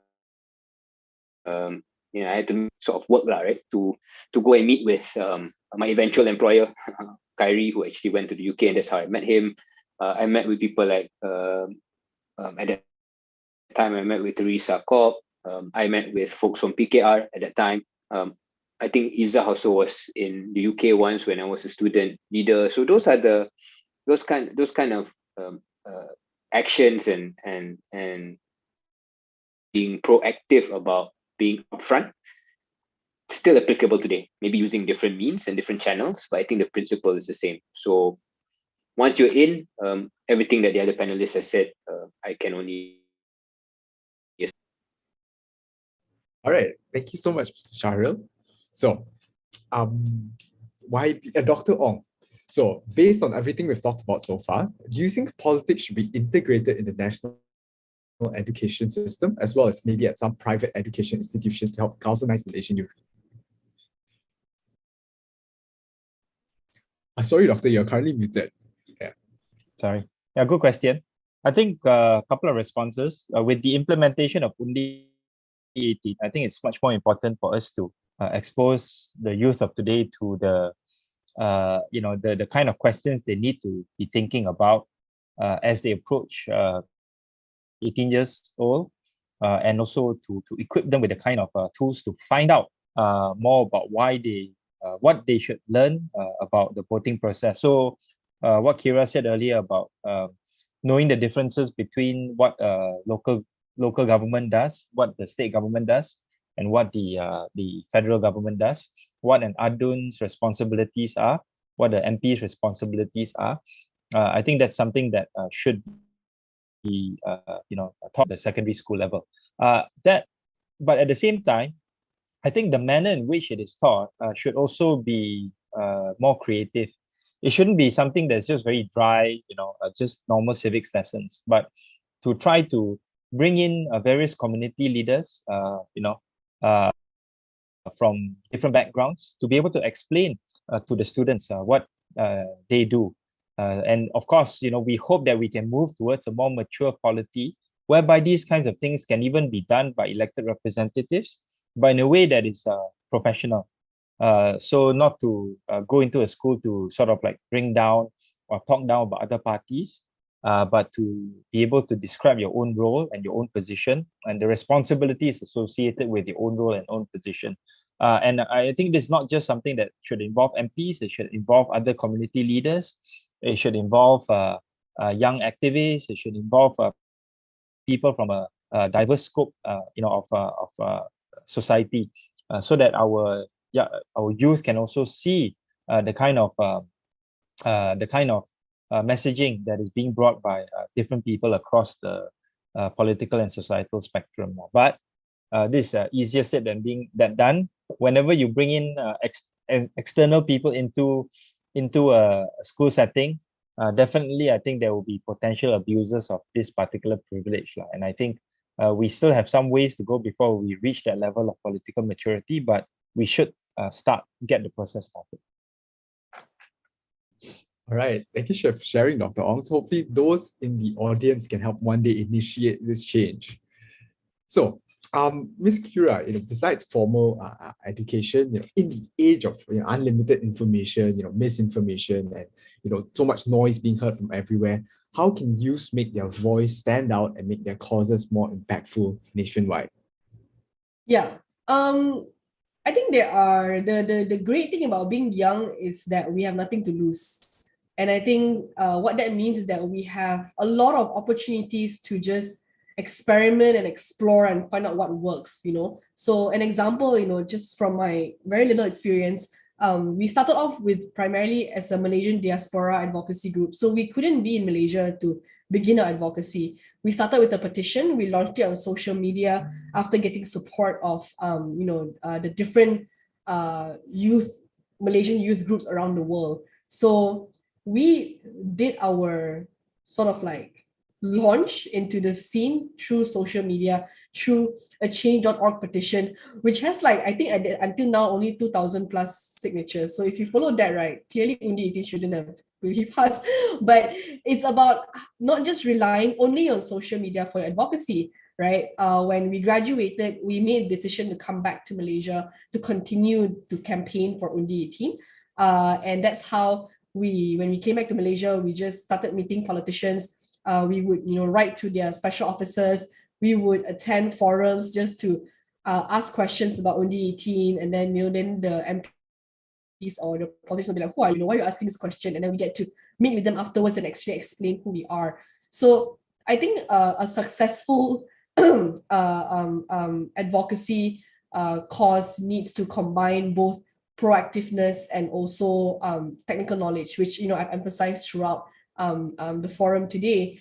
And I think understanding how do you sort of like not manipulate, but how do you none of these words are good, but capitalize on like the resources available for you. For example, social media, like Shazan mentioned earlier, right? What I've learned, as someone who's never been in formal media, is that a lot of formal media mirrors social media. A lot of journalists are on social media to see what's trending, what's the hottest topic, what are people talking about, and then they report on it. So, for an advocacy group, like you guys, how do you measure the success of your campaign? You can measure social media traction, but that it's a serious matter when, mass media reports, formal media reports on it. So you have to learn that formal media mirrors or follows social media, and important stakeholders like MPs look at formal media to see what is going on out there, what is important, what are issues that they have to pay attention to. So understanding this landscape, and you have to do this through trial and error.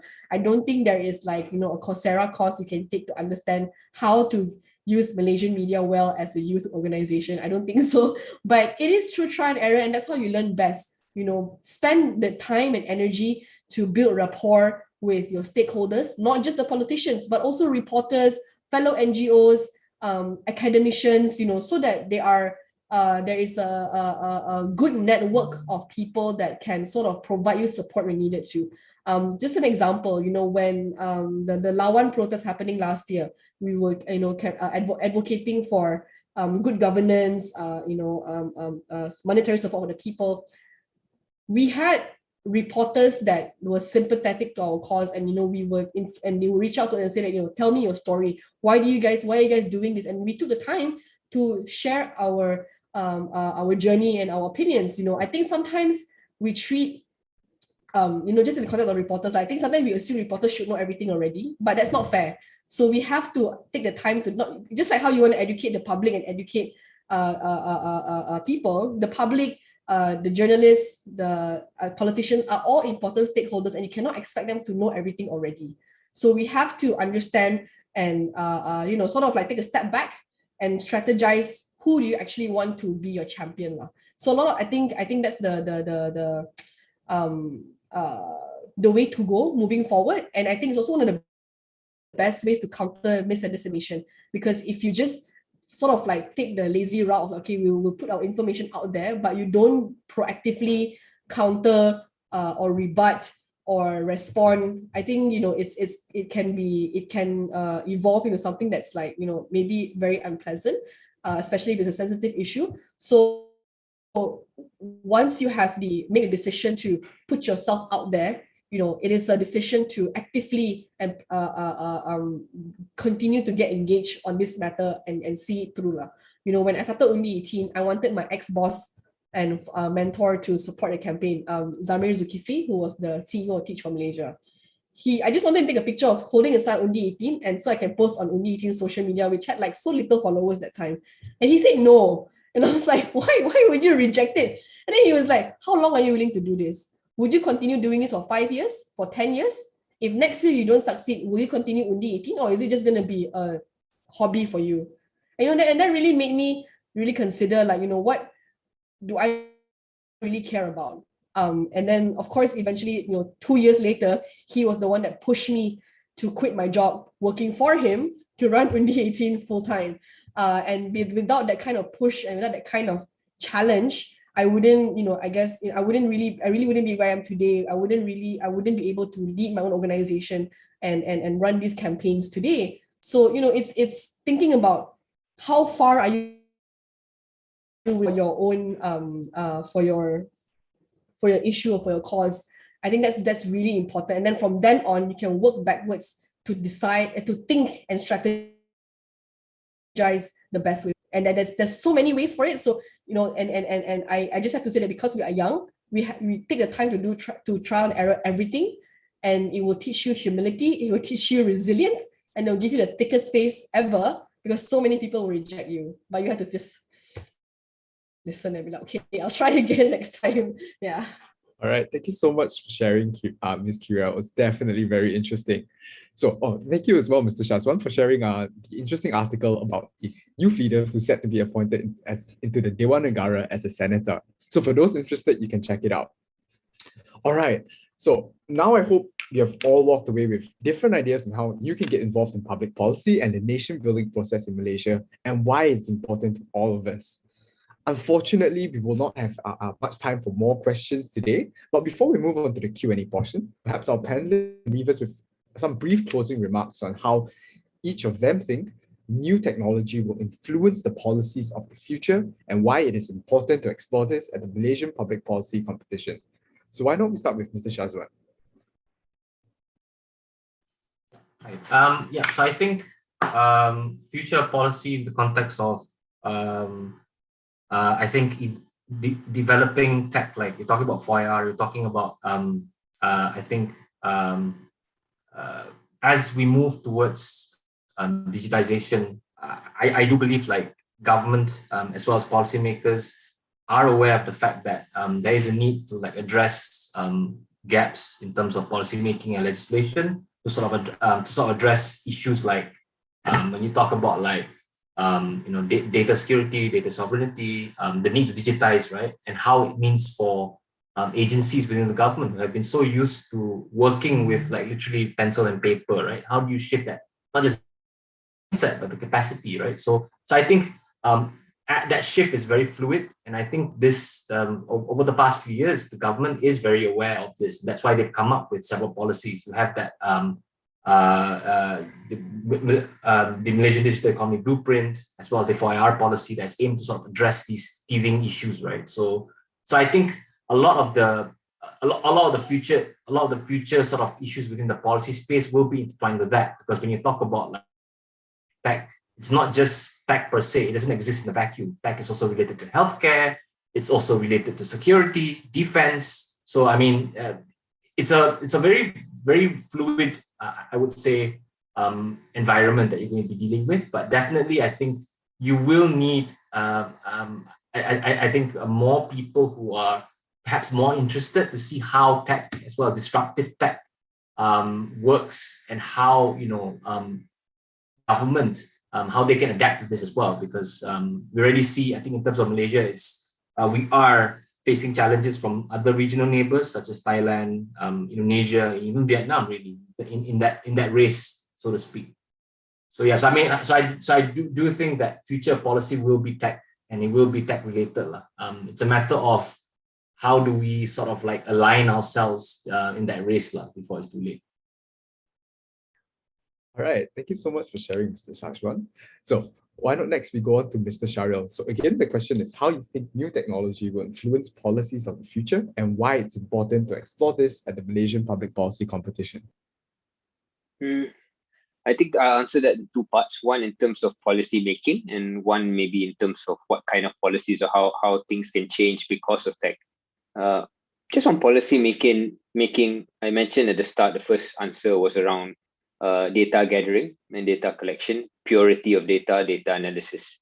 If we can agree that the tried and tested principle that data-driven decision making is always better, is always superior, then in terms of the speed of data collection and analysis, I think tech has a lot of role to play there. Even blockchain-based data collection, which is some of the things that I've been lucky enough to just read about, I think is something that maybe governments of the future will start implementing or using. And because there's always distrust and mistrust in authority and government, that's where tech can give more confidence to people who to share and to give data that would be informative and instructive in decision making. So that's just one example in terms of policy making and where tech can come in. Second, when it comes to what kind of changes I see, I'm getting curiouser and curiouser about the suitability of a central bank account for people. So central bank digital currency is one of the things that I'm sure you guys would have read about. I'm beginning to entertain a possible future in which the entire financial system is revolutionized and changed simply because you have central bank digital currencies and central bank accounts for individuals, which is something that doesn't happen anywhere yet. But the kind of conversations around its utility and its logic and why it's useful to entertain as a possible alternative to how we run things, I think is endless. So I wonder if in the next 2 decades or so, that could be something that would really upend what we're used to. Imagine spending not via your Maybank account, but via a centralized bank account that is linked to a central bank. Imagine cash handouts no longer via the traditional channels, but through this kind of endowment-based mechanism that, again, can only truly be clean if it's via a central bank account that individuals have. So even the role of a central bank will be different in that alternative future. So again, this is quite radical as an idea, but you guys are young. If it happens, it will happen in your lifetime for sure. So read up on it. I think that's something that could really change the way we operate as an economy and as a society. All right, thank you so much for sharing, Mr. Shahril. So next we move on to Dr. Ong. Just quickly, I think this is a very timely topic for MPPC to deal with, simply because over the past 2.5 years during the pandemic, we've seen a tremendous increase of digitalization and pivoting towards digitalization by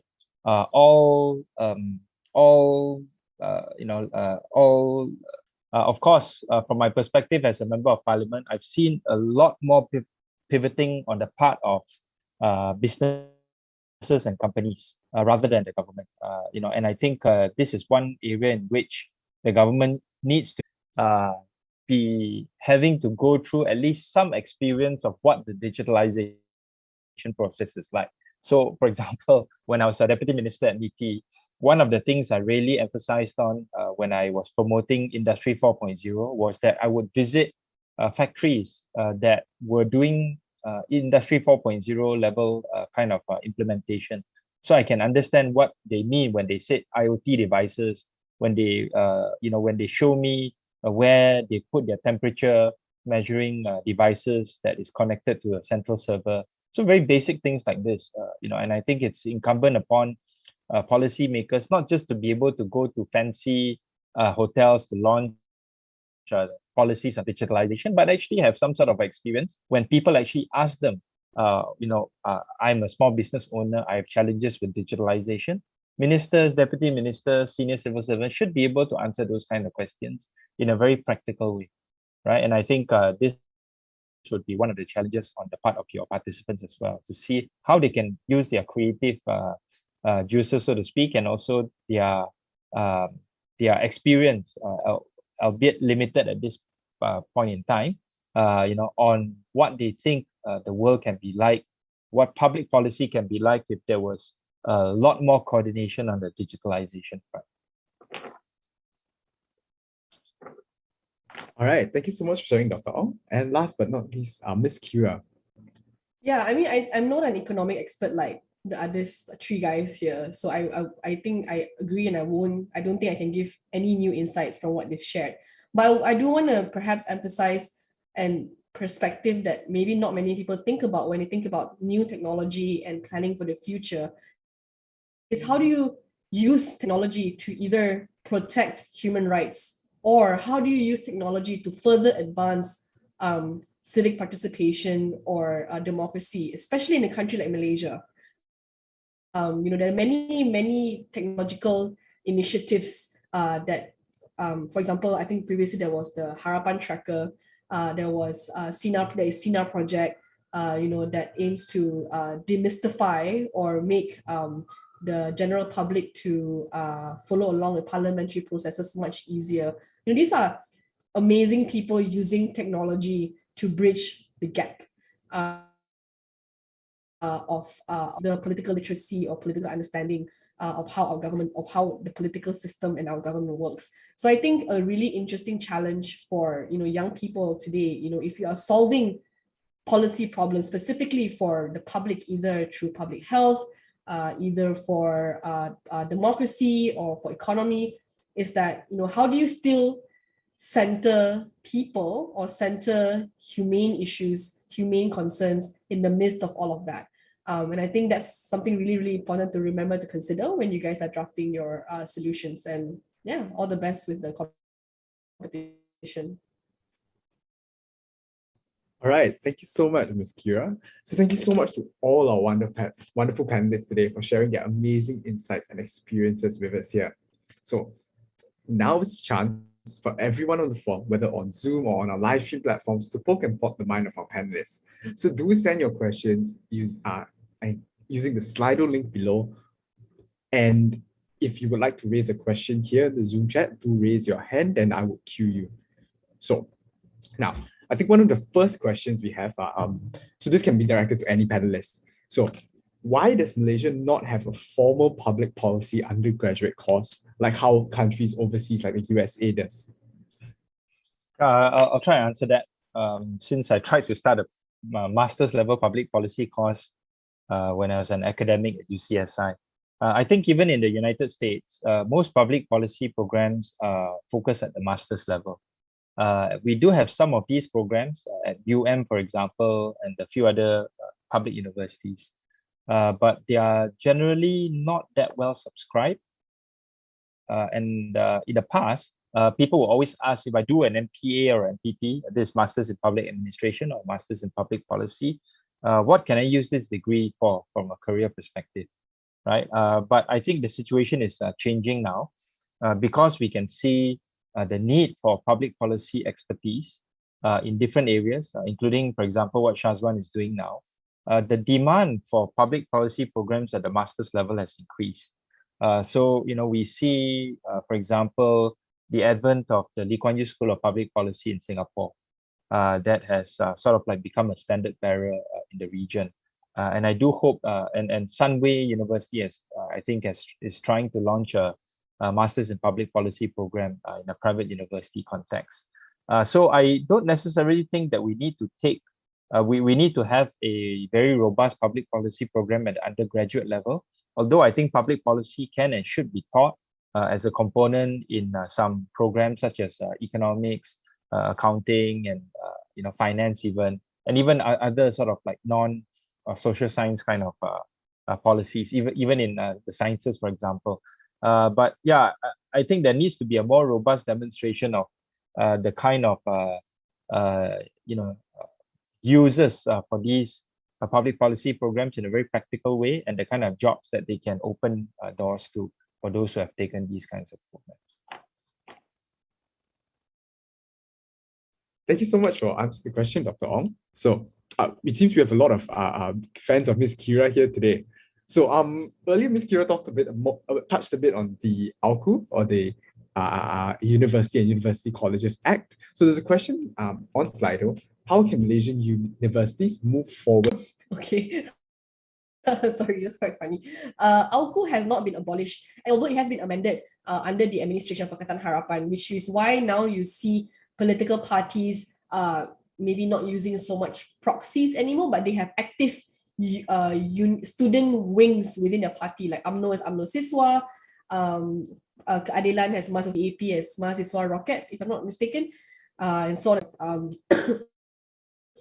So it's I think for me, I think it's a good thing. When I was in the US, there were college Republican and college Democrat elections. It's really, really exciting, and just really it helps foster a more robust political discourse, especially the university level. So for me, universities, and I mean with Undi 18, right? Universities and schools are the perfect hub for political discourse, and it's the perfect place for you to begin learning about politics. Because once you start working, and unless you are working in politics or advocacy, how often do you actually get a chance about politics, right? Like I've worked in a GLC before, and then it's not like you can randomly have lunch and be like, so what do you think about the Prime Minister? What do you think about what's happening? What do you think about political drama? It's very awkward place to talk about politics. And so in university, no matter what you study, you can always participate in discussions about philosophy, about history, about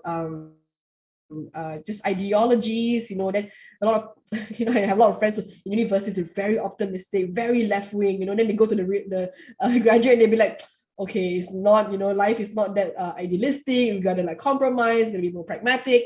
But it's a process that everyone goes through, and it's an important experience. I think actually, and I think it's a very defining experience for you as a person. And I think this is how we get a more society where or voters that are more that are able to critically discuss, and also at the same time able to hold our representatives accountable. So for me, ALCU needs to be abolished entirely. I think with so much political instability, this will remain a hot topic.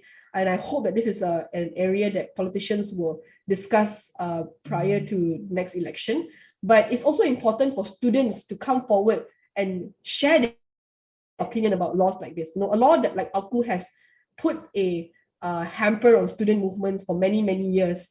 And it has, although, despite ALCU, you have students who rebel against that, and you can see them as leaders today.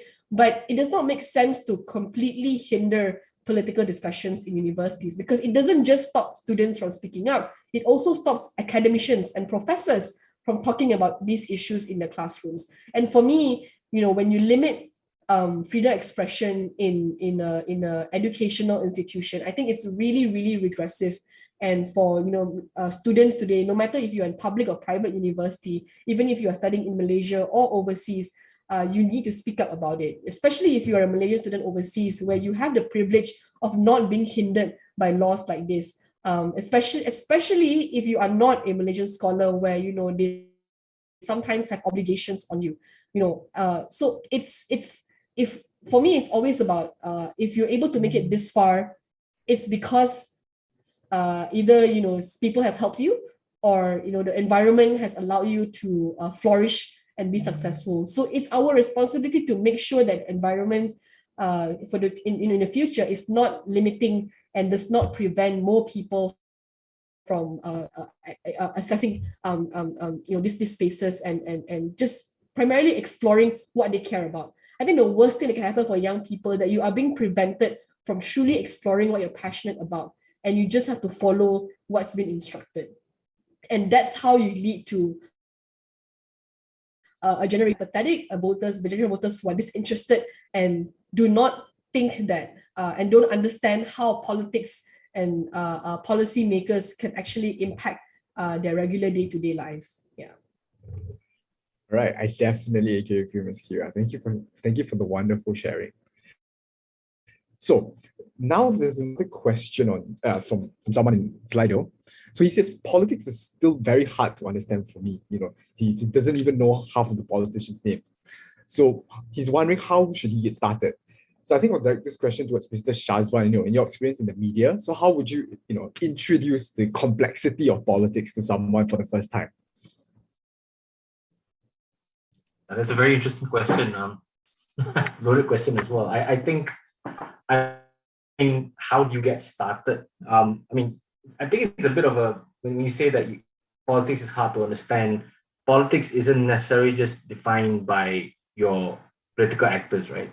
Your state actors or your MPs or elected lawmakers. Politics, the issues that you care about, right? On a local level even. So to get started, really, is just to sort of understand what makes you tick, right? What are you interested in? What issues affect you? Some of the questions ask, like issues on tech, issues on ALCU. So you can get started there and try to see basically. The basic answer I can give is start reading up more about it.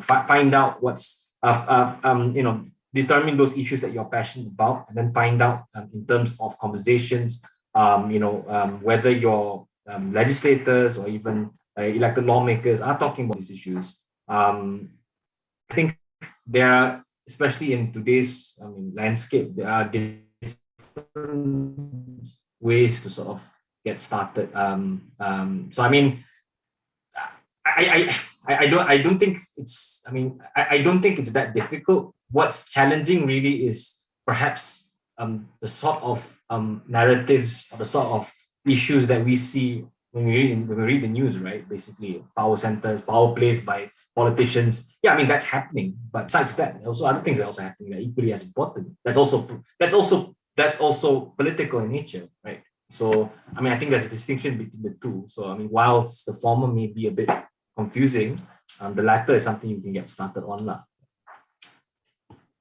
All right, thank you so much for sharing, Mr. Shazwan. So yeah, these are very interesting and very good point on how you can get involved in finding out more about politics through your interests and passions. So next, we also have a very interesting question. So the question is it possible for Malaysia to overcome the two biggest problems, race and religion? Because, and the question is, because of these two main reasons, Malaysia can't improve as much as Singapore. So I think I'll direct the question towards Mr. Shahril. First off, do you think this statement is true? And if so, what are some of the why do you say it's an issue in Malaysia? If it is, yeah. Yeah, the question framed in that particular way, I don't think it's true lah, because then that would necessitate you saying that race and religion in and of itself as a feature of Malaysian life is a problem. It is a feature of Malaysian life, and it will be a feature for as long as, at least in my lifetime. So the question is, how do you manage it, and how do you operate within those kind of realities, right? And there are sub-questions to this. Should there be race-based political parties still? Should there be policies that are ethnicized at all? Should conversations be ethnicized at all? These are all sort of, broad, large questions about that speak to who we are and what we believe to be important, right? So I think those debates will never be resolved. We could be speaking here 100 years from now, and if it's not these kind of cleavages or this kind of identity markers and distinctions, we'll find something else. It'll be, maybe 100 years from now, it's about geographies, right? Are we too urban-centric versus rural-centric?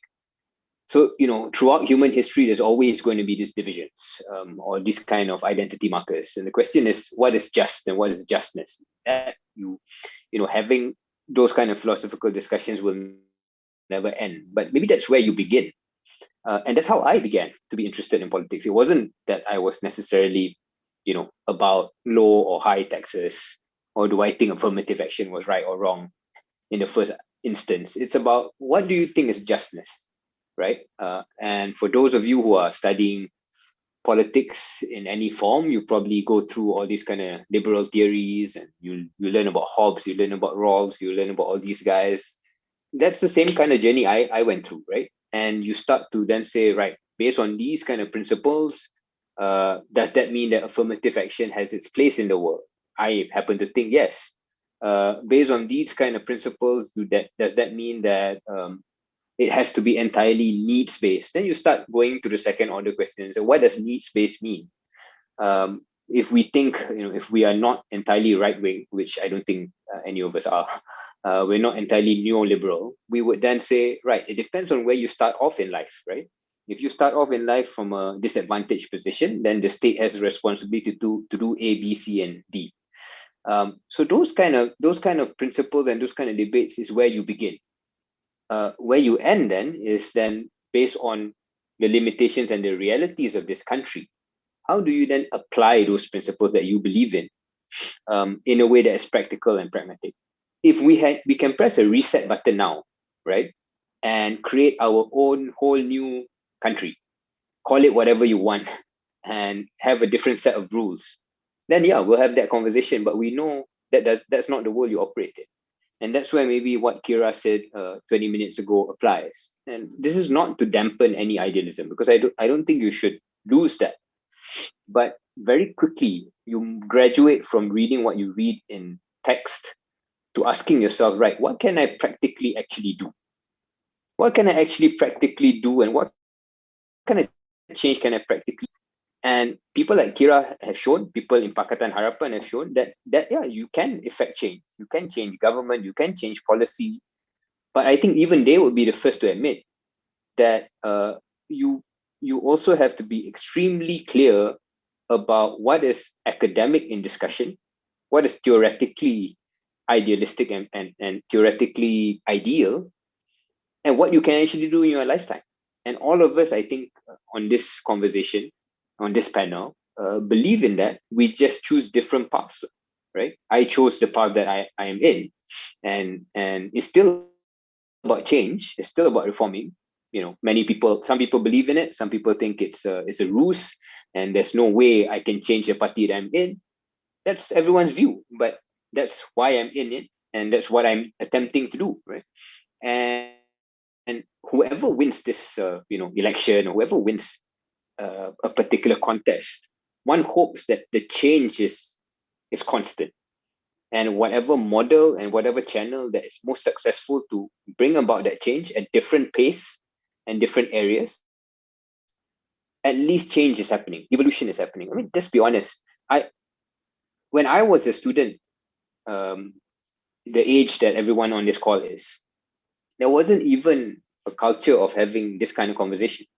You couldn't even organize a student forum. When UKC wanted to do the MSLS, there were so many people who were hounding us and saying that cannot. There is no way we will put the Prime Minister in front of a crowd of students. What do you mean there will be Q&A? What do you mean there's a debate where an opposition person will debate and be on the same stage as a government MP? It was unheard of, and that's just quite old already now. That's just 15, 16 years ago. But you see, sometimes we are so we look at things, I think, sometimes through too negative a lens, that we don't recognize and acknowledge that the change that has happened in our country in terms of democratic maturity, in terms of openness and debate, and who knows where we will be in 15 years from now. So I wouldn't be, to say like, race and religion is a problem, will never change, will never. No, I think my own life experiences have shown that this country can change. This progress can be got. It just comes sometimes via different channels than maybe you think, and it's a slightly slower than you might hope, but it's there, and it's not that slow.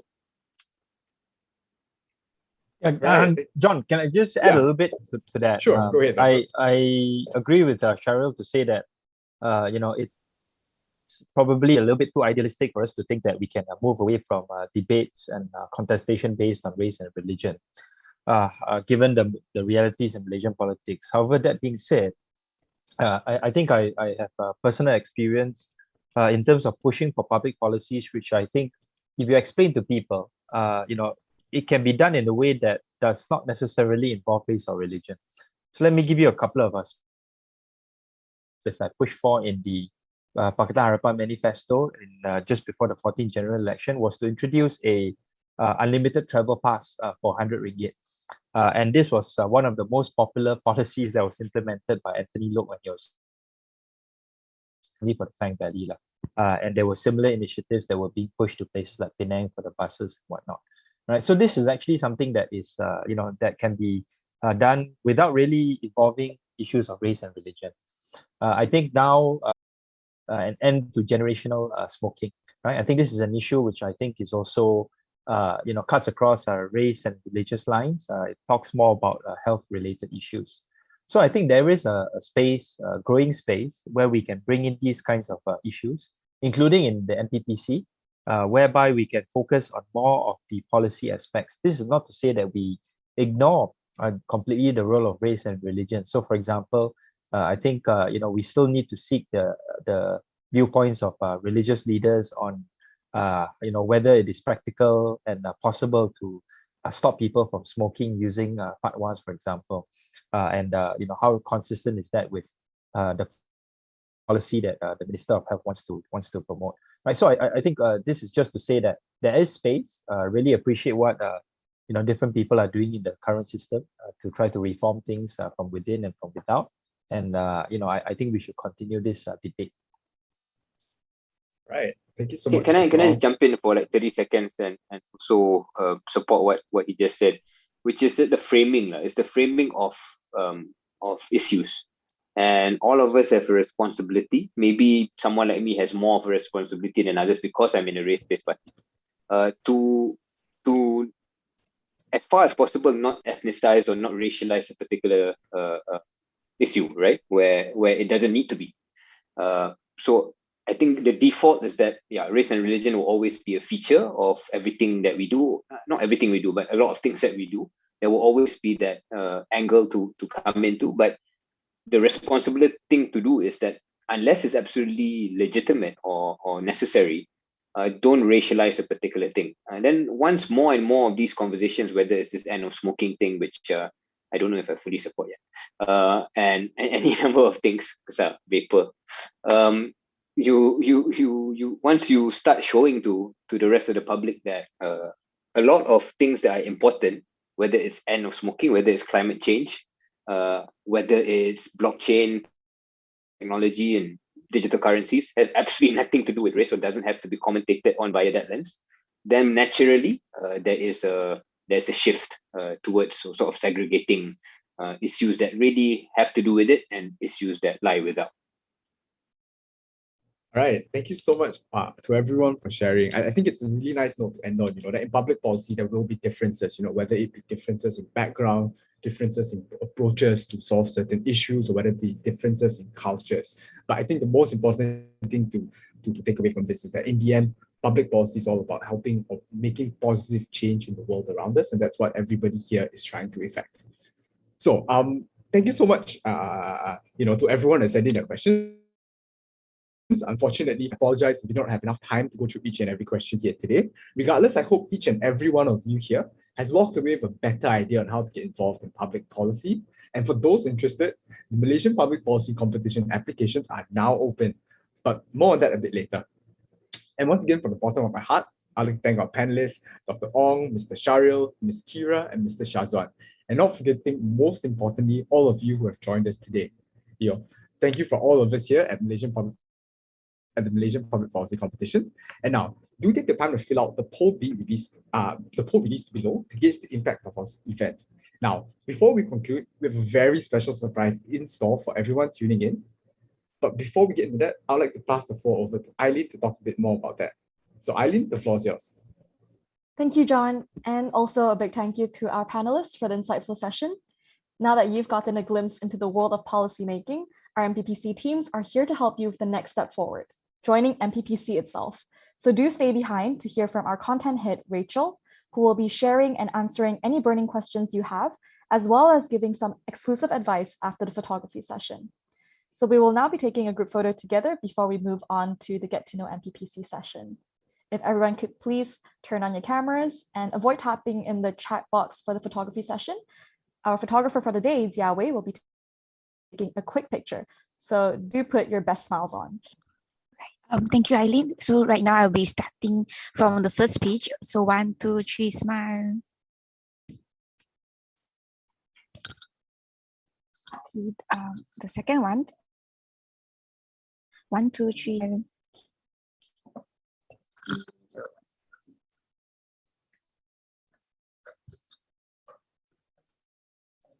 Okay,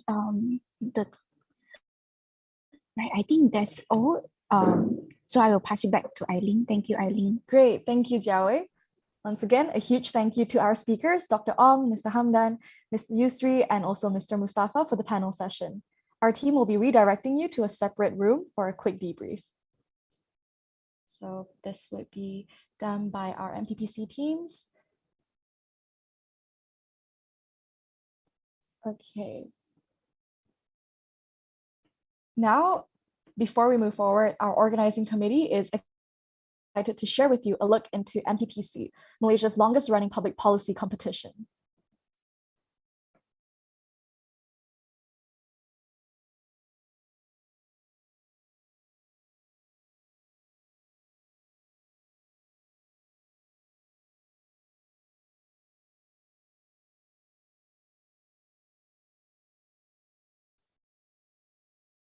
Apologies for the delay. Our team will fix the slight technical issue in a bit. Thank you for your patience.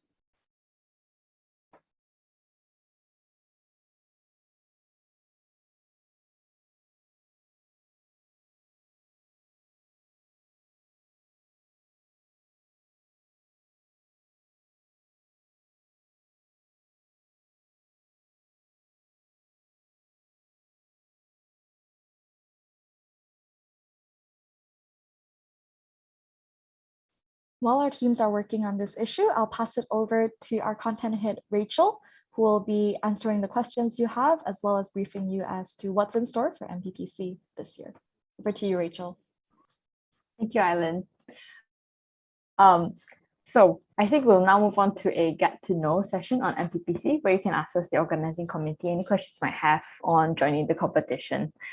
Do drop your questions directly into the chat box. It's really a chilled session, so feel free to unmute and ask your questions. I'll be presenting a bit about our competition. And as you might know, our main theme this year is on digital empowerment, erasing boundaries, which focuses on compounding policies and technology across all levels of society. As a participant, you will be asked to submit a policy memo and a simple presentation via Google Sites that details your policy idea. There will be 3 sub-themes under this main theme, which will be released to participants upon confirmation of your application. Some of MPPC's key dates to take note of are as shown on the screen. On the 14th of August, we will be having a pre-event immersion day where participants will undergo a whole host of workshops designed to provide participants with the relevant skills and technology to craft to craft a policy. Participants will then have a long period to craft their policies before the first stage, the preliminaries, on the 20th of August. The competition rounds will take place across 2 weekends, with the physical element of our hybrid grand finals on the 28th of August taking place at Sunway University. After 2 years of being cooped up at home with online events, we are beyond excited to take the physical stage once more with Malaysia's longest running public policy competition. I'm sure you feel the same. Having covered the competition's need-to-knows, let me share a bit about how the applicant tips we have for you. You can apply as a team of 3 or individually, whereby individual applicants will be grouped at random upon making it through the screening process. Last year, MPPC shortlisted 78 applicants to form 26 teams from more than 300 overall applications. The application itself consists of 3 questions ranging from 150 to 200 words, asking on the problem identification, solution provision, and the implementation aspects relevant to our main theme of digital empowerment. Now, fret not if these questions sound intimidating, because along with bricks, we have a quick guide for first-time applicants to MPPC attached in the application Google form. So don't worry if you think you don't have the relevant knowledge or experience. The whole purpose of MPPC is to engage newbies in policy making. Who knows? It might even be your calling. As all of MPPC stakeholders will be invited to the physical grand finals, joining the competition will give you exclusive networking opportunities with like-minded peers and industry experts from MPPC's knowledge advisors and ICMS's line of partners and sponsors. Besides, it's 2 whole weeks of fun, completely free of charge, just the way we Malaysians like it.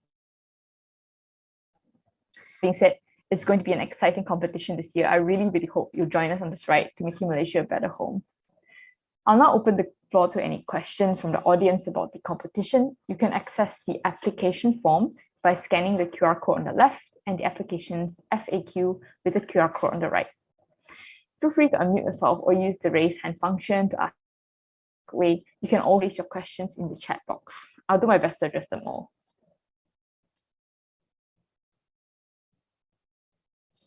Yeah. So if you guys have any questions, go and raise your hand or unmute yourself about the competition, or just drop them in the chat box.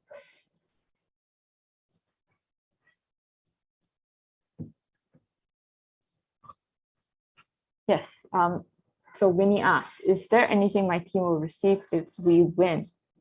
The answer to that is yes.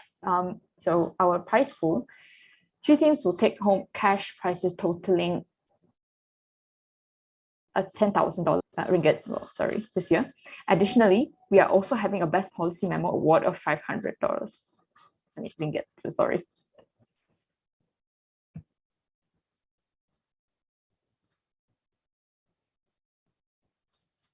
We are also exploring for the winning teams to publish the policy memos in a initiative titled Beyond Pace, but that is still in the working for that. For individual applicants, can we choose other two members? The grouping for individual applicants is done by the MPPC team at a random basis. But if you have two members which you would like to apply together as a team, that is doable as well. So you will only need to submit your application once.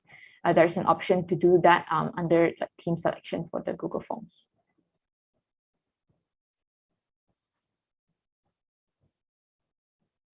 Keep those questions coming. Do you need to pay for?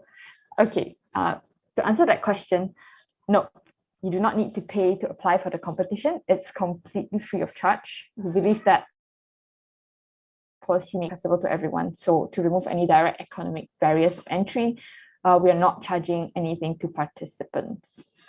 And in fact, on top of the prize money, as we want to maximize our participants' learning experience and enjoyment, we will be providing care packages to successful applicants as well.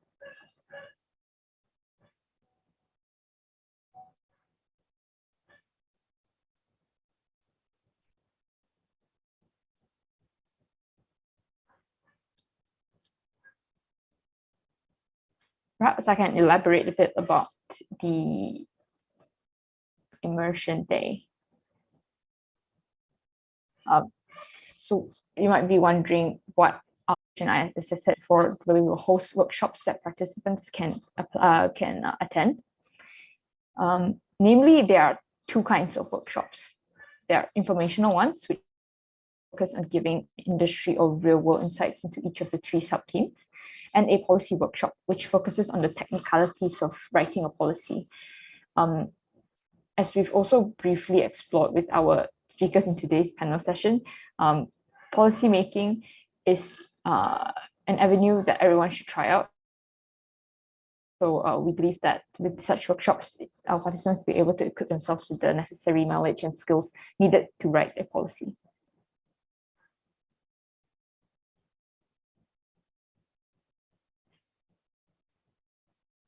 Are there any more questions for this competition application? Perhaps you'd like to know a bit more about anything?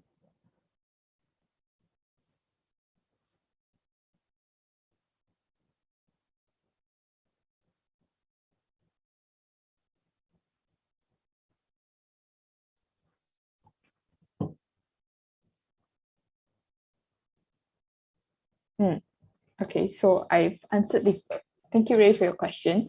I've answered the first part of the question just now. Is there anything beyond the workshop that can help us in making a policy? Yes, there are. Namely, you'll be provided with a comprehensive info pack on sub-themes and the task, and it acts as a stepping stone into further research, as participants are highly encouraged to carry out their own research to further their policy ideas. On top of that, each team will also be guided by two mentors, an in-house mentor from ICMS's line of partners and sponsors, and an industry mentor source for the relevance to the sub-themes chosen. Depending on the themes chosen by each team, participants will get to fill in a preference form to indicate their preference for each mentor profile. I hope that answered your question, Ray.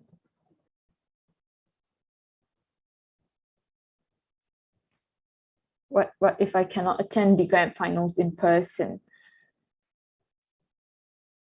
Now, the grand finals is held in a hybrid mode, so with a preference for like a physical setting. So if your team makes it through to the finals and one or more members cannot attend the physical event, then you have the option of presenting your policy idea online or hybrid, which we will be live streaming simultaneously during the physical pitch. You are also highly encouraged to pitch in person, as we have numerous sessions lined up for the day, not to mention free lunch. And there's frankly nothing like a live in-person event to mix and mingle. Are there any recommended reading materials to prepare for this competition? Yes, Umar, in our info pack, it's quite comprehensive So we'll start you off with a few policies that exist and a few data that we have collected during our research and compilation of the sub-themes. But you are definitely recommended to research further based on what we've already provided from there.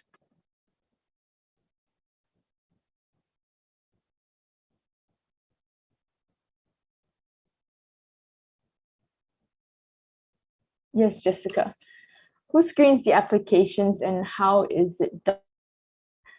Right. For applications, the MPPC team screens them based on the criteria shown in the guide attached to the application form. The application essay will be screened by 2 markers to ensure an objective assessment.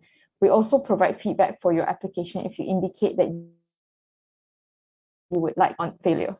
Your essay will be judged on a scale of 1 to 4 for the criteria of content and structure, situational awareness and context, implementation, overall impression. These points are all available on the guide to the application form.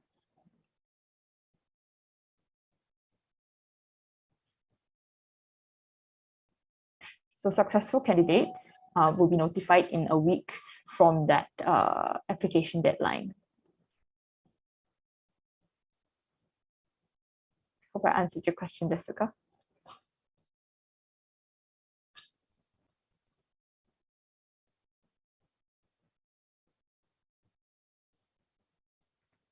Okay, great to know. I think that's all the questions, and we'll also come to the end of the time. I'm afraid that's all the time we have. Thank you for your questions. I hope I helped clarify any doubts, concerns about the competition or application.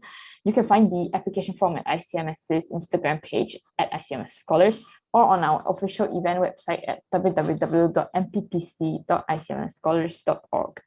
Thank you and now I'd like to invite Rebecca to speak about ICMS. Rebecca, over to you. All right. Okay, a very good day to all attendees. I'm Rebecca. I'm the External Outreach and Publicity Executive Directors of ICMS. Very delightful to be here to share more about ICMS, and this will be a very great chance for all of you to know more about ICMS and apply as our associate for our upcoming tenure. All right, ICMS is known to have 3 main purposes. First, building networks. In ICMS, we encourage all of our associates to network around the community to achieve a higher growth. Second, empowering leaders. With the trainings provided, it can become the leader of its own in its own field. Lastly, realizing ideas. Just like the MPPC committees, they have the ideas to help youth to understand more about the public policy ideas. All right, ICMS has 6 chapters and 8 regions across the world, which includes our North America chapter, United Kingdom, Australia, Hong Kong, Malaysia, and Singapore. As of now, we have over 150 associates working together. So now you might wonder, what is our unique selling point? As said, international network. We have 6 chapters and 8 regions. Secondly, diverse talent pool from different talents background. You may find engineering, medical, accountancy, and many more talent in ICMS.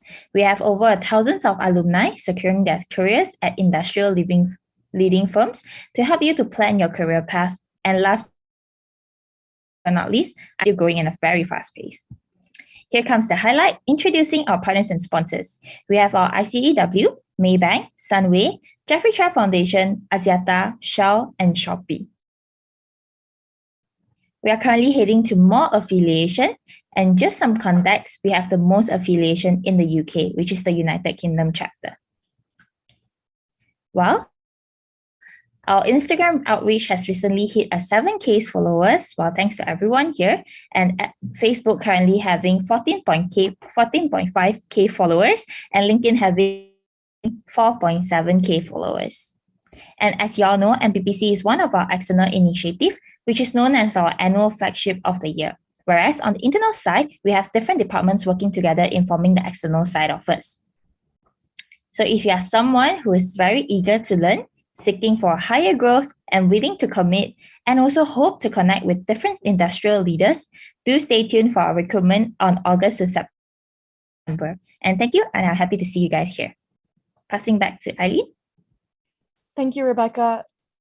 One more reminder that MPPC applications are now open. So if you're interested and you'd like to keep up with updates on MPPC 2022, do remember to check out our Instagram page and the official MPPC event website for more details. A huge thank you to everyone joining us here today. Whether you're watching from our Facebook and YouTube live streams or joining us right here in the Zoom call, we greatly appreciate your attendance and enthusiasm. That's all for today, and we hope to see you in August.